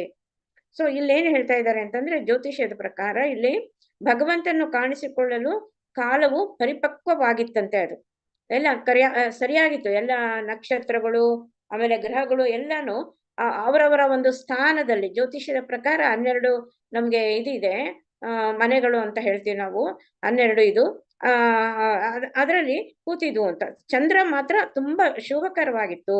ಅದು ಚಂದ್ರ ಏನಾಗಿತ್ತು ಅಂತಂದ್ರೆ, ಜ್ಯೋತಿಷ್ಯ ಇದ್ರ ಪ್ರಕಾರ ಅದು ವೃಷಭದ ರಾಶಿಯಲ್ಲಿತ್ತು. ಆ ವೃಷಭ ರಾಶಿ ಯಾರ ಒಂದು ಇದ್ರಲ್ಲಿದ್ದಾನೆ ಅಂದ್ರೆ, ಅದನ್ನು ಶುಕ್ರನ ಮನೆ ಅಂತ ನಾವ್ ಹೇಳ್ತೀವಿ. ಈಗ ಮೇಷ ಕುಜನ ಮನೆ, ವೃಷಭ ಶುಕ್ರನ ಮನೆ, ಆಮೇಲೆ ನೆಕ್ಸ್ಟ್ ಬರುವಂತದ್ದು ಯಾವುದು, ಇದು ಮರ್ತಿದೆ, ಅದು ಬುಧನ ಮನೆ ಅಂತ ಹೇಳ್ತೀವಿ. ಕರ್ಕ ಬರುತ್ತೆ, ಅದು ಚಂದ್ರನ ಮನೆ ಅಂತೀವಿ. ಸಿಂಹ ಬಂದಾಗ ಸೂರ್ಯ. ಹಾಗೆ ಋಷಭದಲ್ಲಿ ಚಂದ್ರ ಏನು ಅಂತಂದ್ರೆ, ರೋಹಿಣಿ ನಕ್ಷತ್ರ ಅದು ಉಚ್ಚ ನಕ್ಷತ್ರ. ಸೊ ಒಂದೊಂದು ಗ್ರಹದಲ್ಲಿ ಒಂದೊಂದು ನಕ್ಷತ್ರ ಉಚ್ಚವಾಗಿರುತ್ತೆ. ಹಾಗೆ ಸೊ ಈಗ ಇದ್ರ ಋಷಭದಲ್ಲಿ ಶುಕ್ರನ ಇದು ಯಾರು ರೋಹಿಣಿ ನಕ್ಷತ್ರ ಉಚ್ಚವಾಗಿರುತ್ತೆ ಅಂತ ಹೇಳ್ತೀವಿ. ರೋಹಿಣಿ ನಕ್ಷತ್ರನೂ ಚಂದ್ರನೇ, ಅಲ್ಲಿ ವೃಷಭ ರಾಶಿನೂ ಚಂದ್ರನೇ. ಹೀಗೆ ಚಂದ್ರನಿಗೆ ಹೆಚ್ಚು ಒತ್ತನ್ನ ಕೊಟ್ಟಿದ್ದಾರೆ ಇಲ್ಲಿ. ರೋಹಿಣಿ ನಕ್ಷತ್ರದ ಪ್ರಭಾವವು ಶಕ್ತಿಶಾಲಿಯಾಯಿತು, ಏಕೆಂದ್ರೆ ಈ ನಕ್ಷತ್ರವು ಬಹುಶುಭಕರವೆಂದು ಭಾವಿಸುತ್ತಾರೆ. ನಾವು ಈಗ್ಲೂ ಅಷ್ಟೇ, ನಾವು ರೋಹಿಣಿ ನಕ್ಷತ್ರ ಅಂತಂದ್ರೆ ನೋಡ್ತೀವಿ, ನಾವು ನೋಡ್ಬಿಟ್ಟು ಓ ರೋಹಿಣಿ ನಕ್ಷತ್ರದಲ್ಲಿ ಹುಟ್ಟಿರೋದ, ಹಾಗಾದ್ರೆ ತುಂಬಾ ಬ್ಯೂಟಿಫುಲ್ ಆಗಿರ್ತಾರೆ, ಅಂತ ಹೇಳ್ತೀವಿ ನಾವು. ಹಾಗೆ ಹೇಳ್ಬಿಡ್ತೀವಿ, ನಕ್ಷತ್ರ ನೋಡೇ ಅವರೆಷ್ಟು ಬ್ಯೂಟಿಫುಲ್ ಅಂತ ನಾವು ಹೇಳ್ಬಿಡ್ಬೋದು. ಅದು ಶುಭಕರ. ಅದು ನಕ್ಷತ್ರದ ಒಂದು ರೋಹಿಣಿ ನಕ್ಷತ್ರ ಅಂತಂದ್ರೆ ಶುಕ್ರನ ಪ್ರಭಾವ ಅದ್ರ ಮೇಲೆ ತುಂಬಾ ಇರುತ್ತೆ. ಶುಕ್ರ ಅಂತಂದ್ರೆ ವೆರಿ ಬ್ಯೂಟಿಫುಲ್ಲು, ತುಂಬಾ ಇದು ದುಡ್ಡುಳ್ಳವರಾಗ್ತಾರೆ, ತುಂಬಾ ಇದನ್ನ ಆಳ್ತಾರೆ, ಭೂಮಿನೇ ಆಳ್ತಾರೆ, ಎಲ್ಲ ಇರುತ್ತೆ. ರೋಹಿಣಿಯು ನೇರವಾಗಿ ಬ್ರಹ್ಮನ ಮಾರ್ಗದರ್ಶನದಲ್ಲಿಯೇ ಇದೆ. ಜ್ಯೋತಿಷ್ಯದ ಗಣನೆಯ ಪ್ರಕಾರ ನಕ್ಷತ್ರಗಳು ಅಪೇಕ್ಷಣೀಯವಾದ ಸ್ಥಾನಗಳಲ್ಲಿ ಇರಬೇಕಲ್ಲದೆ ವಿವಿಧ ಗ್ರಹ ಮಂಡಲಗಳು ಬೇರೆ ಬೇರೆ ಸ್ಥಾನಗಳಲ್ಲಿ ಇರುವುದರಿಂದ ಮಂಗಳಕರವಾದ ಗಳಿಗೆಗಳು ಆಗುತ್ತೆ, ಕೆಲವು ಸಲ ಮಂಗಳಕರವಲ್ಲದ ಗಳಿಗೆಗಳು ಆಗುತ್ತೆ. ಆದ್ರೆ ಕೃಷ್ಣನ ಜನನ ಏನಾಗಿದೆ ಅಂತಂದ್ರೆ, ಚಂದ್ರ ಅವನು ಉಚ್ಚನಾಗಿದ್ದಾನೆ ರೋಹಿಣಿ ನಕ್ಷತ್ರದಲ್ಲಿ, ಸೂರ್ಯ ಏನಾಗಿರ್ತಾನೆ, ಅವನು ಸಿಂಹ ರಾಶಿನಲ್ಲಿ ಇರ್ತಾನೆ. ಅದಕ್ಕೆ ನಾವು ಜನ್ಮಾಷ್ಟಮಿ ಮಾಡುವಾಗ ಕೆಲವು ಸಲ ಏರುಪೇರಾಗುತ್ತೆ ನೋಡಿ. ನಮ್ದೇನ್ ಮಾಡ್ತಾರೆ, ಶ್ರಾವಣ ಮಾಸದಲ್ಲಿ ಸಿಂಹ ರಾಶಿನಲ್ಲಿ ಸೂರ್ಯ ಇರಬೇಕು, ಆಮೇಲೆ ನಮ್ಗೆ ಇದು ರೋಹಿಣಿ ನಕ್ಷತ್ರದಲ್ಲಿ ಚಂದ್ರ ಬರಬೇಕು. ಆವಾಗ ಮಾತ್ರ ನಾವು ಕೃಷ್ಣ ಜನ್ಮಾಷ್ಟಮಿಯನ್ನ, ಅದೇ ಕೃಷ್ಣನ ಜನನ ಆ ದಿನನೇ ಅಂತ ನಾವು ಮಾಡ್ತೀವಿ. ಅಲ್ಲೊಂದ್ ಸ್ವಲ್ಪ ಏರುಪೇರಾಗುತ್ತೆ ನೋಡಿ, ಕೆಲವು ಸಲ 15 ದಿವಸ, ಕೆಲವರಿಗೆ ಹಿಂದೆ ಮುಂದೆ ಆಗುತ್ತೆ. ಆತರ ಚಾನ್ಸಸ್ ಬಹಳ ಈ ಅಧಿಕ ಮಾಸದಲ್ಲಿ ಆಗ್ತಾ ಇರುತ್ತೆ. ಕೃಷ್ಣನ ಜನದ ಹೊತ್ತಿನಲ್ಲಿ ಎಲ್ಲವೂ ಮಂಗಳಕರವಾಗಿರುವಂತೆ ಗ್ರಹ ಮಂಡಲಗಳು ತಂತಾನೆ ಹೊಂದಿಕೆಯಾದವು. ಸೊ ಈ ಗ್ರಹ ಮಂಡಲಗಳಲ್ಲಿ ಇರ್ತಕ್ಕಂಥ ಆ ಗ್ರಹಗಳು ಒಂದಕ್ಕೊಂದು ಅವರೇ ಕೃಷ್ಣನ ಬರ್ತಾ ಇದ್ದಾನೆ ಅಂತ ಎಲ್ಲವೂ ಮಂಗಳಕರ ಆಗ್ಬೇಕಲ್ಲ, ಹಾಗಾಗಿ ಎಲ್ಲವೂ ಮಂಗಳಕರವಾಗಿರುವಂತೆ ಆ ಗ್ರಹಗಳೇ ಅಡ್ಜಸ್ಟ್ ಮಾಡ್ಕೊಂಡ್ಬಿಡ್ತಾವಂತೆ. ಈಗ ಶನಿ ತುಲಾ ರಾಶಿನಲ್ಲಿದ್ರೆ ಉಚ್ಚ ಅಂತ ಹೇಳ್ತೀವಿ. ಸೊ ಕೃಷ್ಣನ ಜನನದ ಸಮಯದಲ್ಲಿ ಶನಿನೂ ಉಚ್ಚನಾಗಿದ್ದ, ಗುರು ಉಚ್ಚನಾಗಿದ್ದ, ಸೂರ್ಯ ಅವನ ಸ್ಥಾನದಲ್ಲೇ ಇದ್ದ, ಚಂದ್ರ ಉಚ್ಚನಾಗಿ ರೋಹಿಣಿ ನಕ್ಷತ್ರದಲ್ಲಿ ಇದ್ದ ಅಂತಾರೆ. ಇನ್ನು ಹಲವಾರು ಬರುತ್ತೆ, ಅದು ಟೈಮ್ ತಗೊಳುತ್ತೆ ಹೇಳಕ್ಕೆ, ಇಲ್ಲಿ ನೆಸೆಸಿಟಿ ಇಲ್ವೇನೋ ಅದು. ಸೊ ಆ ಹೊತ್ತಿನಲ್ಲಿ ಪೂರ್ವ, ಪಶ್ಚಿಮ, ದಕ್ಷಿಣ, ಉತ್ತರ ಎಲ್ಲೆಡೆಯಲ್ಲೂ ಶಾಂತಿ ಸಮೃದ್ಧಿಗಳ ವಾತಾವರಣವಿತ್ತು. ಆಕಾಶದಲ್ಲಿ ಮಂಗಳಕರ ನಕ್ಷತ್ರಗಳು ಕಾಣಿಸಿಕೊಂಡವು. ಎಲ್ಲಾ ನಗರಗಳಲ್ಲಿ, ಹಳ್ಳಿಗಳಲ್ಲಿ, ಹುಲ್ಲು ಮೈದಾನಗಳ ಮೇಲುಗಡೆ ಮತ್ತು ಜನರ ಮನಸ್ಸುಗಳಲ್ಲಿ ಭಾಗ್ಯದ ಸೂಚನೆಗಳು ಕಾಣಿಸಿಕೊಂಡವು. ಆ ಹೊತ್ತಿನಲ್ಲಿ ಏನಾಗುತ್ತೆ ಅಂದ್ರೆ, ಪೂರ್ವ, ಪಶ್ಚಿಮ, ದಕ್ಷಿಣ, ಉತ್ತರ ಎಲ್ಲೆಡೆನೂ ಶಾಂತಿ ಸಮೃದ್ಧಿಗಳ ಒಂದು ವಾತಾವರಣ ಇತ್ತಂತೆ. ಕೆಲವು ಸಲ ನಮ್ಗೆ ಏನು ಅದು ಸಿಗದೆ ಇದ್ರು ಒಂಥರ ಶಾಂತಿ ನೆಮ್ಮದಿ ಅಂತ, ಅದೇ ಮನಸ್ಸಿನಲ್ಲಿ ಹುಟ್ಕೊಳ್ಳುತ್ತೆ ನೋಡಿ. ಹಾಗೆ ಆಕಾಶದಲ್ಲಿ ಮಂಗಳಕರ ನಕ್ಷತ್ರಗಳು ಕಾಣಿಸ್ಕೊಂಡುವಂತೆ. ಆಮೇಲೆ ಎಲ್ಲಾ ನಗರಗಳಲ್ಲಿ, ಹಳ್ಳಿಗಳಲ್ಲಿ, ಹುಲ್ಲು ಮೈದಾನಗಳ ಮೇಲ್ಗಡೆ ಮತ್ತು ಜನರ ಮನಸ್ಸುಗಳಲ್ಲೂ ಭಾಗ್ಯದ ಸೂಚನೆಗಳು ಕಾಣಿಸಿಕೊಂಡವು. ಸೊ ಆ ಸೂಚನೆಗಳೆಲ್ಲ ಒಂದು ಸಂತೋಷದ ಸೂಚನೆ ಎಲ್ಲರ ಮನಸ್ಸಿಗೂ ಬಂತು. ನದಿಗಳು ನೀರು ತುಂಬಿ ಹರಿತಾ ಇದ್ವಂತೆ, ಕೆರೆಗಳು ತಾವರೆಗಳಿಂದ ಕಂಗೊಳಿಸ್ತಾ ಇತ್ತು, ಕಾಡುಗಳು ಮನೋಹರ ಪಕ್ಷಿಗಳು ಮತ್ತು ನವಿಲುಗಳಿಂದ ತುಂಬಿ ಹೋಗಿದ್ವಂತೆ, ಕಾಡುಗಳಲ್ಲಿ ಪಕ್ಷಿಗಳು ಮಧುರವಾಗಿ ಹಾಡತೊಡಗಿದ್ವಂತೆ, ನವಿಲುಗಳು ಜೋಡಿ ಜೋಡಿಯಾಗಿ ನರ್ತನ ಮಾಡಲು ಆರಂಭಿಸಿದ್ವಂತೆ. ನವಿಲು ಸಾಮಾನ್ಯವಾಗಿ ಒಂದೊಂದೇ ಇದು ಮಾಡೋದು ನರ್ತನ, ಇಲ್ಲಿ ಜೋಡಿ ಜೋಡಿಯಾಗಿ ನರ್ತನ ಮಾಡಲು ಶುರು ಮಾಡ್ತಂತೆ, ಆರಂಭಿಸಿತ್ತಂತೆ. ಗಾಳಿಯು ಹಿತಕರವಾಗಿ ಬೀಸ್ತಾ ಇತ್ತು, ವಿವಿಧ ಪುಷ್ಪಗಳು ಸುಗಂಧವನ್ನು ಕೊಂಡೊಯ್ಯುತ್ತಿತ್ತು. ಈ ವಿವಿಧ ಪುಷ್ಪಗಳಿಂದ ಸುಗಂಧ ಎಲ್ಲರಿಗೂ ಬರ್ತಾ ಇತ್ತು, ಎಲ್ಲ ದೂರಕ್ಕೆ ಅದು ಗಾಳಿ ಕೊಂಡೊಯ್ತಾ ಇತ್ತು. ದೇಹದ ಸ್ಪರ್ಶವು ಆನಂದಕರವಾಗಿತ್ತಂತೆ. ಯಜ್ಞಗಳನ್ನು ಮಾಡುತ್ತಿದ್ದವರಿಗೆ ಹವ್ಯಾಸುಗಳ ಮನೆಗಳು ಸಂತೋಷಕರವಾಗಿ ಕಂಡವು. ಯಜ್ಞಗಳನ್ನು ಮಾಡ್ತಾ ಇದ್ದವರಿಗೆ ಹವ್ಯಾಸುಗಳನ್ನು ಅರ್ಪಣೆ ಮಾಡ್ತಾ ಇದ್ರೆ ಆ ಮನೆಗಳಲ್ಲಿ ಸಂತೋಷ ಅನ್ನೋದು ಕಾಣ್ತಾ ಇತ್ತು. ರಾಕ್ಷಸ ರಾಜರ ಹಾವಳಿಯಿಂದಾಗಿ ಬ್ರಾಹ್ಮಣರ ಮನೆಗಳಲ್ಲಿ ಯಜ್ಞ ಯಾಗಾದಿಗಳು ನಿಂತೇ ಹೋಗಿದ್ದು. ಸೊ ರಾಕ್ಷಸರು ಈ ಭೂಮಿ ಮೇಲೆ ಎಂತ ಅಸುರರು ಎಂತ ಇದು ಮಾಡಿದ್ರು ಅಂತಂದ್ರೆ, ಈ ಬ್ರಾಹ್ಮಣರ ಮನೆಯಲ್ಲಿ ಯಜ್ಞ ಯಾಗಾದಿಗಳು ನಡೀತಾ ಇದ್ದಿದ್ದು ಅದನ್ನ ಅವರು ಸ್ಟಾಪೇ ಮಾಡ್ಬಿಟ್ಟಿದ್ರು, ನಿಂತೇ ಹೋಗಿತ್ತಂತೆ. ಆದರೆ ಈಗ ಶಾಂತಿಯಲ್ಲಿ ಅಗ್ನಿಯನ್ನು ಹೊತ್ತಿಸುವುದು ಸಾಧ್ಯವಾಯಿತು. ಸೊ ಈಗ ಅದು ಅಗ್ನಿಯನ್ನು ಹೊತ್ತಿಸೋದು ಯಜ್ಞಕ್ಕೆ ಅದು ಸಾಧ್ಯವಾಯಿತಂತೆ. ಸೊ ಯಜ್ಞ ಯಾಗಾದಿಗಳನ್ನು ಮಾಡಬಾರದೆಂಬ ಕಟ್ಟಳೆಯಿಂದಾಗಿ ಬ್ರಾಹ್ಮಣರ ಮನಸ್ಸು, ಬುದ್ಧಿಶಕ್ತಿ ಮತ್ತು ಚಟುವಟಿಕೆಗಳು ಎಲ್ಲದರಲ್ಲೂ ಯಾತನೆ ಇರ್ತಿತ್ತು. ಸೊ ಬ್ರಾಹ್ಮಣರದ್ದು ಕೆಲಸ ಇರೋದೇ ಯಜ್ಞ ಯಾಗಾದಿಗಳನ್ನು ಮಾಡ್ಬೇಕು, ಅದನ್ನೇ ಮಾಡಬಾರ್ದು ಅಂತ ಅವರು ತಾಕೀತ್ ಮಾಡಿರ್ತಾರೆ ಈ ರಾಕ್ಷಸರು. ಹಾಗಾಗಿ ಅವ್ರ ಮನಸ್ಸು ಬುದ್ಧಿಶಕ್ತಿ ಎಲ್ಲಾನು ಅವ್ರದ್ದು ಒಂಥರ ಜಡ ಕಟ್ಬಿಟ್ಟಿತ್ತು. ಶ್ರೀಕೃಷ್ಣನ ಜನನ ಕಾಲವು ಸಮೀಪವಾದಂತೆ ದೇವೋತ್ತಮ ಪರಮಪುರುಷನು ಅವತರಿಸಲಿದ್ದಾನೆ ಎಂದು ಗಗನದಲ್ಲಿ ಘೋಷಿಸುವ ದಿವ್ಯ ದನಿಗಳ ಕಂಪನವನ್ನು ಕೇಳಿ ಅವರ ಮನಸ್ಸುಗಳು ಹರ್ಷದಿಂದ ತುಂಬಿ ಹೋದವು. ಸೊ ಕೃಷ್ಣ ಬರ್ತಾ ಇದ್ದಾನೆ, ಅವನ ಜನನದ ಕಾಲ ಸಮೀಪ ಆಗ್ತಾ ಇದೆ ಅಂತ ಆ ಒಂದು ಗಗನದಲ್ಲಿ ಘೋಷಿಸುವ ಆ ದಿವ್ಯ ಧ್ವನಿಗಳಿದೆಯಲ್ಲ, ಆ ಕಂಪನವನ್ನು ಕೇಳಿ ಅವರ ಮನಸ್ಸುಗಳೆಲ್ಲ ಸಂತೋಷದಿಂದ ಹರ್ಷದಿಂದ ತುಂಬಿ ಹೋದ್ವಂತೆ. ಗಂಧರ್ವ ಮತ್ತು ಕಿನ್ನರ ಲೋಕಗಳ ನಿವಾಸಿಗಳು ಸಂತೋಷದಿಂದ ಹಾಡಲು ಪ್ರಾರಂಭಿಸಿದರು. ಗಂಧರ್ವ ಲೋಕ ಮತ್ತು ಈ ಕಿನ್ನರ ಲೋಕಗಳ ನಿವಾಸಿಗಳು ಸಂತೋಷದಿಂದ ಹಾಡೋದಕ್ಕೆ ಶುರು ಮಾಡ್ಬಿಡ್ತಾರೆ. ಸಿದ್ಧ ಲೋಕ ಮತ್ತು ಚಾರಣ ಗ್ರಹಗಳ ನಿವಾಸಿಗಳು ದೇವೋತ್ತಮ ಪುರುಷನ ಸೇವೆಯಲ್ಲಿ ಸ್ತೋತ್ರಗಳನ್ನು ಹಾಡಲು ಪ್ರಾರಂಭಿಸಿದರು. ಈ ಸಿದ್ಧ ಲೋಕ ಚಾರಣ ಗ್ರಹಗಳ ನಿವಾಸಿಗಳು ಇವರೆಲ್ಲನೂ ಸ್ತೋತ್ರ ಹೇಳೋದಕ್ಕೆ ಶುರು ಮಾಡ್ಬಿಡ್ತಾರೆ. ಸ್ವರ್ಗ ಲೋಕಗಳಲ್ಲಿ ದೇವತೆಗಳು ಅವರ ಪತ್ನಿಯರು ಅಪ್ಸರೆಯೊಂದಿಗೆ ನರ್ತನ ಮಾಡಲು ಪ್ರಾರಂಭ ಮಾಡಿದರು. ಸೊ ಕೃಷ್ಣನ ಜನನ ಆಗ್ತಾ ಇದೆ ಅಂತ ಇಲ್ಲಿ ಗಂಧರ್ವ ಮತ್ತು ಕಿನ್ನರ ಲೋಕಗಳ ನಿವಾಸಿಗಳು ಸಂತೋಷದಿಂದ ಹಾಡ್ತಾ ಇದ್ದಾರೆ.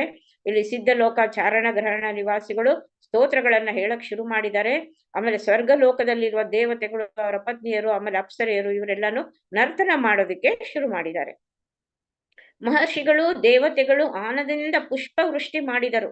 ಸೊ ಮಹರ್ಷಿಗಳು ದೇವತೆಗಳು ಇವರೆಲ್ಲ ಏನ್ ಮಾಡ್ತಾರೆ, ಪುಷ್ಪ ವೃಷ್ಟಿನೇ ಮಾಡ್ತಾರೆ. ಸಮುದ್ರಗಳಲ್ಲಿ ಸೌಮ್ಯವಾದ ಅಲೆಗಳು ಮೃದ ಶಬ್ದಗಳು ಕೇಳಿ ಬಂದವು. ಸಮುದ್ರದ ಮೇಲೆ ಗುಡುಗಿನ ಶಬ್ದವು ಹಿತವಾಗಿತ್ತು. ಈ ಸಮುದ್ರಗಳಲ್ಲಿ ಸೌಮ್ಯವಾದ ಒಂದು ಅಲೆ, ಕೆಲವು ಸಲ ರಭಸವಾಗಿ ಅಲೆಗಳು ಬರ್ತಾವೆ.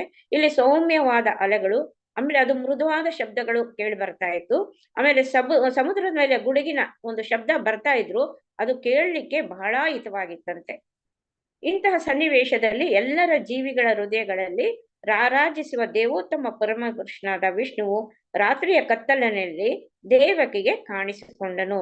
ಇಂತಹ ಒಂದು ಸನ್ನಿವೇಶ ಇಲ್ಲಿ ನಡೀತಾ ಇದೆ. ಇಂತಹ ಒಂದು ಸನ್ನಿವೇಶದಲ್ಲಿ ಎಲ್ಲರ ಹೃದಯಗಳಲ್ಲೂ ಜೀವಿಗಳ ಹೃದಯಗಳಲ್ಲೂ ಅವನು ದೇವೋತ್ತಮ ಪರಮ ಪುರುಷ ರಾರಾಜಿಸ್ತಾ ಇದ್ದಾನೆ. ಅಂತ ಒಂದು ಸಮಯದಲ್ಲಿ ರಾತ್ರಿಯ ಒಂದು ಕತ್ತಲಿನಲ್ಲಿ ದೇವಕಿಗೆ ಕೃಷ್ಣ ಪರಮ ಪುರುಷ ಕಾಣಿಸ್ಕೊಳ್ತಾನೆ.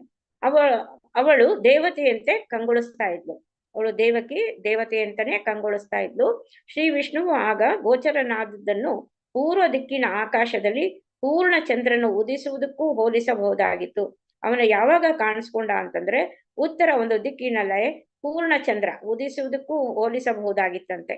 ಶ್ರೀಕೃಷ್ಣನು ಕೃಷ್ಣ ಪಕ್ಷದ ಅಷ್ಟಮಿಯ ದಿನ ಜನಿಸಿದ್ದರಿಂದ ಪೂರ್ಣ ಚಂದ್ರನ ಉದಯವು ಸಾಧ್ಯವಿರಲಿಲ್ಲ ಎಂದು ಅಪೇಕ್ಷಿಸಬಹುದು. ಅದು ಏನ್ ಹೇಳ್ತೀವಿ ಅಂತಂದ್ರೆ, ಕೃಷ್ಣ ಪಕ್ಷ ಅಷ್ಟಮಿ ದಿನ ಅವಾಗ ಚಂದ್ರ ಕಾಣಿಸಲ್ಲ, ನಾವು ಕಡಿಮೆನೆ ಕಾಣಿಸೋದು ಅಂತೀವಿ. ಆದ್ರೆ ಇಲ್ಲಿ ಏನಾಗಿದೆ, ಶ್ರೀಕೃಷ್ಣನು ಕೃಷ್ಣ ಪಕ್ಷದ ಅಷ್ಟಮಿಯ ದಿನ ಜನಿಸುವುದರಿಂದ ಪೂರ್ಣ ಚಂದ್ರನ ಉದಯವು ಸಾಧ್ಯವಿರಲಿಲ್ಲ ಎಂದು ಅಪೇಕ್ಷಿಸಬಹುದು. ಇದಕ್ಕೆ ಉತ್ತರ ಹೀಗೆ: ಕೃಷ್ಣನು ಚಂದ್ರವಂಶದಲ್ಲಿ ಜನಿಸಿದನು. ಆದುದರಿಂದ ಆ ರಾತ್ರಿ ಚಂದ್ರನು ಪೂರ್ಣವಾಗಿಲ್ಲದಿದ್ದರೂ ಚಂದ್ರನೇ ಮೂಲ ಪುರುಷನಾದುದರಿಂದ ಅವನು ಅತ್ಯಾನಂದದ ಸ್ಥಿತಿಯಲ್ಲಿದ್ದನು. ಆದುದರಿಂದ ಅವನು ಪೂರ್ಣ ಚಂದ್ರನಂತೆ ಬೆಳಗುವುದು ಸಾಧ್ಯವಾಗಿತ್ತು. ಅದು ಕೃಷ್ಣನು ಚಂದ್ರ ವಂಶದಲ್ಲೇ ಅವನು ಜನಿಸಿರೋದು. ಅವನ ನಕ್ಷತ್ರ ಚಂದ್ರ, ಅವನ ರಾಶಿನೂ ಚಂದ್ರ. ಸೊ ಹಿಂಗೆಲ್ಲ ಇದ್ಕೊಂಡು ಅವನು ರಾತ್ರಿ ಚಂದ್ರನು ಪೂರ್ಣವಾಗಿ ಇಲ್ಲದೆ ಇರ್ಬೋದು, ಆದ್ರೆ ಚಂದ್ರನೇ ಮೂಲ ಪುರುಷನಾದುದರಿಂದ ಅವನು ಅತ್ಯಾನಂದದ ಸ್ಥಿತಿಯಲ್ಲಿ ಇದ್ದನು. ಆದುದರಿಂದ ಅವನು ಪೂರ್ಣ ಚಂದ್ರನಂತೆ ಬೆಳಗುವುದು ಸಾಧ್ಯವಾಯಿತು ಅವನಿಗೆ. ಹರೇ ಕೃಷ್ಣ. ಮಾತಾಜಿ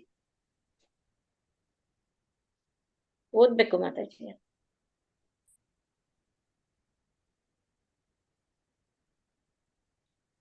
ಓದ್ಲಾ ಮಾತಾಜಿ? ಓದಿ ಮಾತಾಜಿ. ಮಾತಾಜಿ ಇದಾರೆ ಅನ್ಸುತ್ತೆ. ಪ್ರವೀಣ ಮಾತಾಜಿನ ಆಲ್ಫಾಬೆಟಿಕಲ್ ಏನೋ ಹೇಳ್ತಾ ಇರ್ತಾರೆ. ಅದೇ ಏ ಮಂಜುಳಾ ಆಯ್ತಲ್ಲ? ಏ ಮಂಜುಳಾ ಮಾತಾಜಿ ಆಯ್ತು. ಗಾಯತ್ರಿ ಅಲ್ವಾ? ಒಂದ್ ನಿಮಿಷ. ಗಾಯತ್ರಿ ಮಾತಾಜಿ ಓದಿ ಮಾತಾಜಿ ಓದಿ. ಸೋಲ್ ಎಂಬುದೇ ಇಲ್ಲ ತನಕ ಆಯ್ತು. ಹರೇ ಕೃಷ್ಣ ಮಾತಾಜಿ. ಕಮಾ ನಿತ್ಯ ಎನ್ನುವ ಜ್ಯೋತಿಷ ಶಾಸ್ತ್ರದ ಇಲ್ಲಿಂದ ಯಾವ್ದು ಮಾತಾಜಿ? ನಮ್ಮ ಪ್ರೀತಿಯ ಪ್ರಭುವೆ. ನಿತ್ಯದಿಂದ ಸಾರಿ ಅದಲ್ಲ ಮಾತಾಜಿ, ಒಂದ್ ನಿಮಿಷ.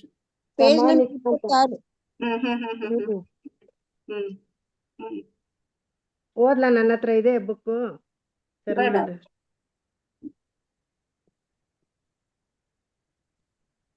ಓದಿ. ಕಮಾನಿತ್ಯ ಎನ್ನುವ ಜ್ಯೋತಿಷ್ಯ ಶಾಸ್ತ್ರದ ಗ್ರಂಥದಲ್ಲಿ ಶ್ರೀಕೃಷ್ಣ ಅವತರಿಸಿದ ಸಮಯದಲ್ಲಿ ಗ್ರಹಗಳ ಸ್ಥಾನಗಳನ್ನು ಬಹು ಚೆನ್ನಾಗಿ ವಿವರಿಸಿದೆ. ಇಂತಹ ಸಮಯದಲ್ಲಿ ಜನಿಸಿದ ಮಗು ಪರಬ್ರಹ್ಮನೇ, ಪರಿಪೂರ್ಣ ಸತ್ಯವೇ ಎಂದು ದೃಢವಾಗುತ್ತದೆ. ಜನಿಸಿದ ಬೆರಗುಗೊಳಿಸುವ ಮಗುವನ್ನು ವಸುದೇವನು ನೋಡಿದ. 4 ಕೈಗಳು, ಶಂಖ, ಚಕ್ರ, ಗದ, ಪದ್ಮಧಾರಿ, ಶ್ರೀವತ್ಸದಿಂದ ಶೋಭಿತ, ಕೌಸ್ತುಭ ರತ್ನದ ಜಗಮಗಿಸುವ ಮಾಲೆ, ಪೀತಾಂಬರಧಾರಿ, ಕಾರ್ಮೋಡದಂತೆ ಉಜ್ವಲನಾಗಿ ಬೆಳಗುತ್ತಿದೆ. ವೈಡೂರ್ಯದಿಂದ ಪ್ರಕಾಶಿಸುವ ಕಿರಿಯ ದೇಹವೆಲ್ಲ ಅಮೂಲ್ಯ ಬಳೆಗಳು ಮತ್ತು ಕರ್ಣಾಭರಣಗಳಿಂದ ಬೆಳಗುತ್ತಿದೆ. ತಲೆಯ ತುಂಬ ಕೂದಲು, ಮಗುವಿನ ಅಸಾಧಾರಣ ಲಕ್ಷಣಗಳನ್ನು ಕಂಡು ವಸುದೇವನಿಗೆ ಆಶ್ಚರ್ಯವಾಯಿತು. ಆಗ ತಾನೇ ಹುಟ್ಟುವ ಮಗುವು ಹೀಗೆ ಅಲಂಕೃತವಾಗಿರುವುದು ಹೇಗೆ? ಭಗವಂತನು ಅವತರಿಸುವುದನೆಂದು ವಸುದೇವನಿಗೆ ಅರ್ಥವಾಯಿತು. ತಡೆಯಲಾಗದ ಹರ್ಷ ಉಕ್ಕಿತು. ತಾನು ಭೌತಿಕ ಪ್ರಕೃತಿಯಿಂದ ಬದ್ಧನಾದ ಸಾಮಾನ್ಯ ಮನುಷ್ಯ, ಕಂಸನ ಸೆರೆಮನೆಯಲ್ಲಿರುವವನು, ತನ್ನ ಮನೆಯಲ್ಲಿ ಸರ್ವಾಂತರ್ಯಾಮಿ ಪರಮಪುರುಷನು ತನ್ನ ದಿವ್ಯ ಮಂಗಳ ರೂಪದಲ್ಲಿ ಮಗುವಾಗಿ ಅವತರಿಸಿದ್ದಾನೆ ಎಂದು ವಸುದೇವನಿಗೆ ಆಶ್ಚರ್ಯವಾಯಿತು. 4 ಕೈಗಳಿದ್ದು ಆಭರಣಗಳಿಂದ ಅಲಂಕೃತವಾಗಿ ಸೊಗಸಾದ ಬಟ್ಟೆಯುಟ್ಟು ದೇವೋತ್ತಮ ಪರಮಪುರುಷನ ಸಕಲ ಲಕ್ಷಣಗಳಿಂದೊಡಗೂಡಿ ಭೂಲೋಕದ ಯಾವ ಮಗುವು ಹುಟ್ಟಲು ಸಾಧ್ಯವಿಲ್ಲ. ಮತ್ತೆ ವಸುದೇವನು ಮಗುವನ್ನು ನೋಡಿದನು. ಈ ಮಂಗಳ ಸಮಯವನ್ನು ಸಂತೋಷದಿಂದ ಆಚರಿಸುವುದು ಹೇಗೆ ಎಂದು ಯೋಚಿಸಿದನು. ಅವನೆಂದುಕೊಂಡ, ಸಾಮಾನ್ಯವಾಗಿ ಗಂಡು ಮಗು ಹುಟ್ಟಿದಾಗ ಸಂಭ್ರಮದಿಂದ ಜನ ಅದನ್ನು ಆಚರಿಸುತ್ತಾರೆ. ನಾನು ಸೆರೆಯಾಳಾಗಿದ್ದರೂ ದೇವೋತ್ತಮ ಪರಮಪುರುಷನು ತನ್ನ ಮನೆಯಲ್ಲಿ ಜನಿಸಿದ್ದಾನೆ. ಈ ಮಂಗಳ ಘಟನೆಯನ್ನು ಎಷ್ಟು ಕೋಟಿ ಬಾರಿ ಆಚರಿಸಲು ನಾನು ಸಿದ್ಧನಾಗಬೇಕು. ಹರೇ ಕೃಷ್ಣ ಮಾತಾಜಿ, ಧನ್ಯವಾದಗಳು. ಗೀತಾ ಮಾತಾಜಿ ಓದಿ. ಗೀತಾ ಕೋಡಿಕಲ್ ಮಾತಾಜಿ ಓದಿ.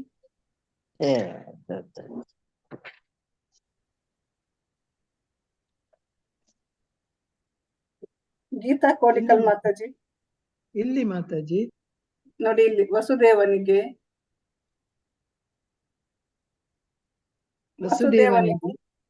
ವಸುದೇವನಿಗೆ ಅನಕದುಂದುಬಿ ಎಂದು ಹೆಸರು. ಅವನು ನವಜಾತ ಶಿಶುವನ್ನು ನೋಡುತ್ತಿದ್ದಾಗ ಬಹಳ ಸಂತೋಷವಾಯಿತು. ಅವನಿಗೆ ಬ್ರಾಹ್ಮಣರಿಗೆ ಲಕ್ಷಾಂತರ ಗೋಗಳನ್ನು ದಾನ ಮಾಡಬೇಕೆನ್ನಿಸಿತು. ವೈದಿಕ ಪದ್ಧತಿಯಂತೆ ಕ್ಷತ್ರಿಯ ರಾಜನ ಅರಮನೆಯಲ್ಲಿ ಶುಭ ಕಾರ್ಯಗಳು ನಡೆದಾಗಲೆಲ್ಲ ಅನೇಕ ಬಗೆಯ ದಾನಗಳನ್ನು ಮಾಡುತ್ತಾರೆ. ಬಂಗಾರದ ಆಭರಣಗಳಿಂದ ಅಲಂಕೃತವಾದ ಗೋಗಳನ್ನು ಬ್ರಾಹ್ಮಣರಿಗೂ ಋಷಿಗಳಿಗೂ ಕೊಡುತ್ತಾರೆ. ವಸುದೇವನು ಕೃಷ್ಣನ ಅವತಾರದ ಉತ್ಸವವನ್ನು ಮಾಡಲು ದಾನ ಸಮಾರಂಭವನ್ನು ನಡೆಸಬೇಕೆಂದು ಬಯಸಿದ. ಆದರೆ ಕಂಸನ ಸೆರೆಮನೆಯಲ್ಲಿ ಬಂಧಿತನಾದ್ದರಿಂದ ಇದು ಸಾಧ್ಯವಾಗಲಿಲ್ಲ. ಅದರ ಬದಲು ತನ್ನ ಮನಸ್ಸಿನಲ್ಲಿಯೇ ಬ್ರಾಹ್ಮಣರಿಗೆ ಸಾವಿರಾರು ಗೋವುಗಳನ್ನು ದಾನ ಮಾಡಿದನು. ಆಗ ತಾನೇ ಜನಿಸಿದ ಮಗುವು ದೇವೋತ್ತಮ ಪರಮಪುರುಷನೇ ಎಂದು ವಸುದೇವನಿಗೆ ಖಚಿತವಾದಾಗ ಕೈ ಮುಗಿದು ಪ್ರಣಾಮ ಮಾಡಿ ಸ್ತೋತ್ರ ಮಾಡಲು ಪ್ರಾರಂಭಿಸಿದನು. ಆ ಸಮಯದಲ್ಲಿ ವಸುದೇವನು ಯೋಗಾವಸ್ಥೆಯಲ್ಲಿದ್ದನು. ಕಂಸನ ಭಯವು ಎಳ್ಳಷ್ಟು ಇರಲಿಲ್ಲ. ಕೊಠಡಿಯಲ್ಲಿ ಆಗ ತಾನೇ ಹುಟ್ಟಿದ ಮಗುವು ಪ್ರಭೆಯನ್ನು ಸೂಸುತ್ತಿತ್ತು. ವಸುದೇವನು ಪ್ರಭುವನ್ನು ಸ್ತುತಿಸಲು ಪ್ರಾರಂಭಿಸಿದನು. ಪ್ರಭು, ನೀನು ಯಾರೆಂದು ನಾನು ಅರಿಯಬಲ್ಲೆ. ನೀನು ದೇವೋತ್ತಮ ಪರಮ ಪುರುಷನು, ಎಲ್ಲ ಜೀವಿಗಳಿಗೆ ಪರಮಾತ್ಮನು, ಪರಿಶುದ್ಧ ಸತ್ಯನು. ನಾವು ನೇರವಾಗಿ ಕಾಣುವ ನಿನ್ನ ಶಾಶ್ವತ ರೂಪದಲ್ಲಿ ಕಾಣಿಸಿಕೊಂಡಿದ್ದೀಯೆ. ನಾನು ಕಂಸನಿಗೆ ಭಯಪಡುವುದರಿಂದ ಆ ಭಯದಿಂದ ನನ್ನನ್ನು ಕಾಪಾಡಲು ನೀನು ಬಂದಿದ್ದೀಯೆ ಎಂದು ನಾನು ಅರ್ಥ ಮಾಡಿಕೊಳ್ಳಬಲ್ಲೆ. ನೀನು ಭೌತಿಕ ಜಗತ್ತಿಗೆ ಸೇರಿದವನಲ್ಲ. ಭೌತಿಕ ಪ್ರಕೃತಿಯನ್ನು ಕಡೆಗಣ್ಣಿನಿಂದ ನೋಡಿದ ಮಾತ್ರದಿಂದಲೇ ಬ್ರಹ್ಮಾಂಡವನ್ನು ಸೃಷ್ಟಿಸಬಲ್ಲವನು ನೀನೆ. ಕಡೆಗಣ್ಣಿನಿಂದ ನೋಡಿದ ಧನ್ಯವಾದಗಳು ಮಾತಾಜಿ. ಹರೇ ಕೃಷ್ಣ ಮಾತಾಜಿ, ಧನ್ಯವಾದಗಳು ಮಾತಾಜಿ. ಪ್ರಭಾವತಿ ಮಾತಾಜಿ ಓದಿ. HG ಪ್ರಭಾವತಿ ಮಾತಾಜಿ.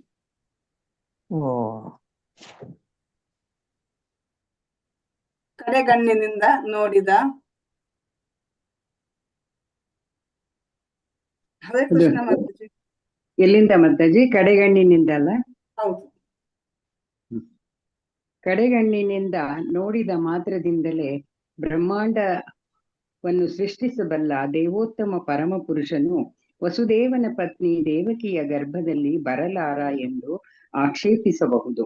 ಈ ವಾದವನ್ನು ತಳ್ಳಿ ಹಾಕಲು ವಸುದೇವನು ಹೀಗೆ ಪ್ರಾರ್ಥಿಸಿದನು. ಪ್ರಿಯ ಪ್ರಭು, ನೀನು ದೇವಕಿಯ ಗರ್ಭದಲ್ಲಿ ಕಾಣಿಸಿಕೊಂಡದ್ದು ಆಶ್ಚರ್ಯಕರವಾದ ಸಂಗತಿ ಏನಲ್ಲ. ಏಕೆಂದರೆ ಸೃಷ್ಟಿಯು ಆದದ್ದು ಇದೇ ರೀತಿಯಲ್ಲಿ. ನೀನು ಮಹಾವಿಷ್ಣುವಾದ ಕಾರಣ ಸಮುದ್ರದಲ್ಲಿ ಮಲಗಿದ್ದೆ. ನಿನ್ನ ಉಸಿರಾಟದಿಂದಲೇ ಅಸಂಖ್ಯಾತ ವಿಶ್ವಗಳು ಸೃಷ್ಟಿಯಾದವು. ಅನಂತರ ನೀನು ಗರ್ಭೋದಕಶಾಹಿ ವಿಷ್ಣುವಾಗಿ ಪ್ರತಿಯೊಂದು ವಿಶ್ವವನ್ನು ಪ್ರವೇಶಿಸಿದೆ. ಅನಂತರ ಕ್ಷೀರೋದಕಶಾಹಿ ವಿಷ್ಣುವಾಗಿ ನೀನು ವಿಸ್ತಾರಗೊಂಡೆ. ಎಲ್ಲ ಜೀವಿಗಳ ಹೃದಯವನ್ನು ಪ್ರವೇಶಿಸಿದೆ, ಅಣುಗಳನ್ನು ಒಳಹೊಕ್ಕೆ. ಆದುದರಿಂದ ನೀನು ದೇವಕಿಯ ಗರ್ಭವನ್ನು ಪ್ರವೇಶಿಸುವುದನ್ನು ಹೀಗೆಯೇ ಅರ್ಥ ಮಾಡಿಕೊಳ್ಳಬೇಕು. ನೀನು ಪ್ರವೇಶಿಸಿರುವಂತೆ ಕಾಣುತ್ತೀಯೆ, ಆದರೆ ಅದೇ ಸಮಯದಲ್ಲಿ ಸರ್ವಾಂತರ್ಯಾಮಿಯಾಗಿದ್ದೀಯೇ. ಪ್ರಾಪಂಚಿಕ ನಿದರ್ಶನಗಳಿಂದ ನೀನು ಪ್ರವೇಶಿಸುವುದನ್ನು ನಿರ್ಗಮಿಸುವುದನ್ನು ನಾವು ಅರಿಯಬಹುದು.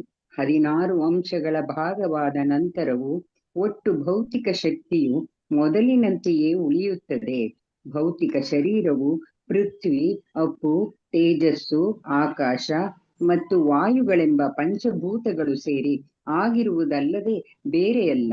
ಭೌತಿಕ ಶರೀರವು ಇದ್ದೆಡೆಯಲ್ಲಿ ಇಂತಹ ಅಂಶಗಳನ್ನು ಹೊಸದಾಗಿ ಸೃಷ್ಟಿಸಿದಂತೆ ಕಾಣುತ್ತದೆ, ಆದರೆ ಅವು ಆಗಲೇ ದೇಹದ ಹೊರಗೆ ಅಸ್ತಿತ್ವದಲ್ಲಿದ್ದವು. ಹೀಗೆಯೇ ನೀನು ದೇವಕಿಯ ಗರ್ಭದಲ್ಲಿ ಕಾಣಿಸಿಕೊಂಡರೂ ನೀನು ಹೊರಗಡೆಯೂ ಇದ್ದೀಯೇ. ನೀನು ಸದಾ ನಿನ್ನ ನಿವಾಸದಲ್ಲಿ ಇರುತ್ತೀಯೇ. ಆಗಲೂ ನೀನು ಲಕ್ಷಾಂತರ ರೂಪಗಳಾಗಿ ವಿಸ್ತರಿಸಿಕೊಳ್ಳಬಲ್ಲೆ. ಹರೇ ಕೃಷ್ಣ ಮಾತಾಜಿ. ಧನ್ಯವಾದಗಳು ಮಾತಾಜಿ, ಧನ್ಯವಾದಗಳು ಮಾತಾಜಿ. ಗೀತಾ ಎಂ ಮಾತಾಜಿ ಓದಿ. ಹರೇ ಕೃಷ್ಣ ಮಾತಾಜಿ. ಭೌತಿಕ ಶಕ್ತಿಯು ನಿನ್ನಿಂದ ಹೊರಸೂಸುತ್ತಿರುವುದರಿಂದ ನಿನ್ನ ಅವತಾರವನ್ನು ಜಾಣ್ಮೆಯಿಂದ ಅರ್ಥ ಮಾಡಿಕೊಳ್ಳಬೇಕು. ಸೂರ್ಯನು ಸೂರ್ಯಪ್ರಕಾಶಕ್ಕೆ ಮೂಲ ಶಕ್ತಿಯಾಗಿರುವಂತೆ ಭೌತಿಕ ಶಕ್ತಿಗೆ ನೀನೇ ಮೂಲ ಆಕರ. ಸೂರ್ಯನ ಪ್ರಕಾಶವು ಸೂರ್ಯಮಂಡಲವನ್ನು ಮುಚ್ಚಲಾರದು, ಹಾಗೆಯೇ ನಿನ್ನಿಂದ ಹೊರಹೊಮ್ಮುವ ಭೌತಿಕ ಶಕ್ತಿಯು ನಿನ್ನನ್ನು ಮುಚ್ಚಲಾರದು. ನೀನು ಭೌತಿಕ ಶಕ್ತಿಯ 3 ರೂಪಗಳಲ್ಲಿ ಇರುವಂತೆ ತೋರುತ್ತೀಯೆ, ಆದರೆ ಭೌತಿಕ ಶಕ್ತಿಯ 3 ಗುಣಗಳು ನಿನ್ನನ್ನು ಮರೆಮಾಡಲಾರವು. ಇದನ್ನು ಬಹು ಹಿರಿಯ ಬುದ್ಧಿಜೀವಿಗಳಾದ ತತ್ವಶಾಸ್ತ್ರಜ್ಞರು ಅರ್ಥ ಮಾಡಿಕೊಳ್ಳಬಲ್ಲರು. ಎಂದರೆ ನೀನು ಭೌತಿಕ ಶಕ್ತಿಯಲ್ಲಿ ಇರುವಂತೆ ತೋರುತ್ತಿ, ಆದರೆ ಅದು ನಿನ್ನನ್ನು ಮರೆಮಾಡಲಾರದು. ವೈದಿಕ ನಿರೂಪಣೆಯಿಂದ ಪರಬ್ರಹ್ಮನು ತನ್ನ ತೇಜಸ್ಸನ್ನು ಪ್ರಕಾಶಗೊಳಿಸುತ್ತಾನೆ. ಆದುದರಿಂದ ಎಲ್ಲವೂ ಪ್ರಕಾಶಮಾನವಾಗುತ್ತದೆ ಎಂದು ತಿಳಿದು ಬರುತ್ತದೆ. ಬ್ರಹ್ಮ ಸಮಿತಿಯಿಂದ ಬ್ರಹ್ಮಜ್ಯೋತಿಯು ಪರಮಪ್ರಭುವಿನ ದೇಹದಿಂದ ಹೊರಹೊಮ್ಮುತ್ತದೆ ಎಂದು ತಿಳಿಯಬಹುದು. ಎಲ್ಲ ಸೃಷ್ಟಿಯೂ ಆಗುವುದು ಬ್ರಹ್ಮ ತೇಜಸ್ಸಿನಿಂದ. ಬ್ರಹ್ಮ ತೇಜಸ್ಸಿಗೆ ಮೂಲಾಧಾರವು ಪ್ರಭುವೇ ಎಂದು ಭಗವದ್ಗೀತೆಯು ಹೇಳುತ್ತದೆ. ಅವನೇ ಎಲ್ಲದರ ಮೂಲಾಧಾರ. ಆದರೆ ಮಂದಬುದ್ಧಿಯವರು ದೇವೋತ್ತಮ ಪರಮಪುರುಷನು ಭೌತಿಕ ಜಗತ್ತಿಗೆ ಬಂದಾಗ ಅವನು ಭೌತಿಕ ಗುಣಗಳನ್ನು ಸ್ವೀಕರಿಸುತ್ತಾನೆ ಎಂದು ಭಾವಿಸುತ್ತಾರೆ. ಇಂತಹ ನಿರ್ಣಯಗಳು ಅಷ್ಟೇನು ಪರಿಪಕ್ವವಲ್ಲ, ಆದರೆ ಅಷ್ಟು ತಿಳಿಯದವರು ಹಾಗೆಂದುಕೊಳ್ಳುತ್ತಾರೆ. ಹರೇ ಕೃಷ್ಣ ಮಾತಾಜಿ. ಹರೇ ಕೃಷ್ಣ ಮಾತಾಜಿ, ಧನ್ಯವಾದಗಳು. ಲಕ್ಷ್ಮೀ ಬೀವಿ ಮಾತಾಜಿ ಓದಿ. ಲಕ್ಷ್ಮೀ ಬೀವಿ ಮಾತಾಜಿ ಅನ್ಮ್ಯೂಟ್ ಮಾಡ್ಕೊಳ್ಳಿ. ಮಾಡ್ತೀನಿ ಮಾತಾಜಿ. ಹರೇ ಕೃಷ್ಣ. ದೇವೋತ್ತಮ ಪುರುಷನು ಪ್ರತ್ಯಕ್ಷವಾಗಿ ಮತ್ತು ಪರೋಕ್ಷವಾಗಿ ಎಲ್ಲೆಲ್ಲಿಯೂ ಇದ್ದಾನೆ. ಆತನು ಭೌತಿಕ ಸೃಷ್ಟಿಯಲ್ಲಿಯೂ ಇದ್ದಾನೆ. ಮಾತಾಜಿ ಓದಿ ಮಾತಾಜಿ. ಅದರಾಚೆಯೂ ಇದ್ದಾನೆ. ಆತನು ಗರ್ಭೋದಕಶಾಹಿ ವಿಷ್ಣುವಾಗಿ ಮಾತ್ರವೇ ಭೌತಿಕ ಸೃಷ್ಟಿಯಲ್ಲಿಲ್ಲ, ಅಣುವಿನಲ್ಲಿಯೂ ಅವನಿದ್ದಾನೆ. ಅಸ್ತಿತ್ವವೇ ಅವನಿಂದ. ಆತನ ಅಸ್ತಿತ್ವದಿಂದ ಯಾವುದನ್ನು ಬೇರ್ಪಡಿಸಲು ಸಾಧ್ಯವಿಲ್ಲ. ಪರಮಾತ್ಮನಿಂದ ಸ್ವತಂತ್ರವಾಗಿ ಯಾವುದಕ್ಕೂ ಅಸ್ತಿತ್ವವಿಲ್ಲ. ಪರಮಾತ್ಮನೇ ಎಲ್ಲದಕ್ಕೂ ಮೂಲ ಕಾರಣನು. ಆದುದರಿಂದ ಅವನನ್ನು ಹುಡುಕಿ ಕಂಡುಕೊಳ್ಳಬೇಕು ಎಂದು ವೇದಗಳು ಆದೇಶಿಸಿವೆ. ಆದುದರಿಂದ ಭೌತಿಕ ಹೊರರೂಪವು ಅವನ ಶಕ್ತಿಯ ಅಭಿವ್ಯಕ್ತಿಯೇ. ಜಡವಸ್ತುವು ಜೀವಂತ ಶಕ್ತಿಯು ಅವನಿಂದ ಹೊರಹೊಮ್ಮುತ್ತವೆ.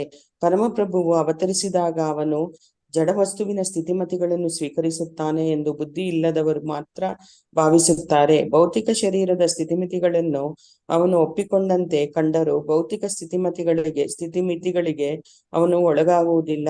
ಆದುದರಿಂದ ಹೀಗೆ ದೇವೋತ್ತಮ ಪರಮಪುರುಷನ ಅವತಾರ ಮತ್ತು ಅಂತರ್ಧಾನಗಳನ್ನು ಕುರಿತ ಎಲ್ಲ ಅಪರಿಪೂರ್ಣ ನಿರ್ಣಯಗಳನ್ನು ತಾನು ಅವತರಿಸಿ ವಿಫಲಗೊಳಿಸಿದ್ದಾನೆ.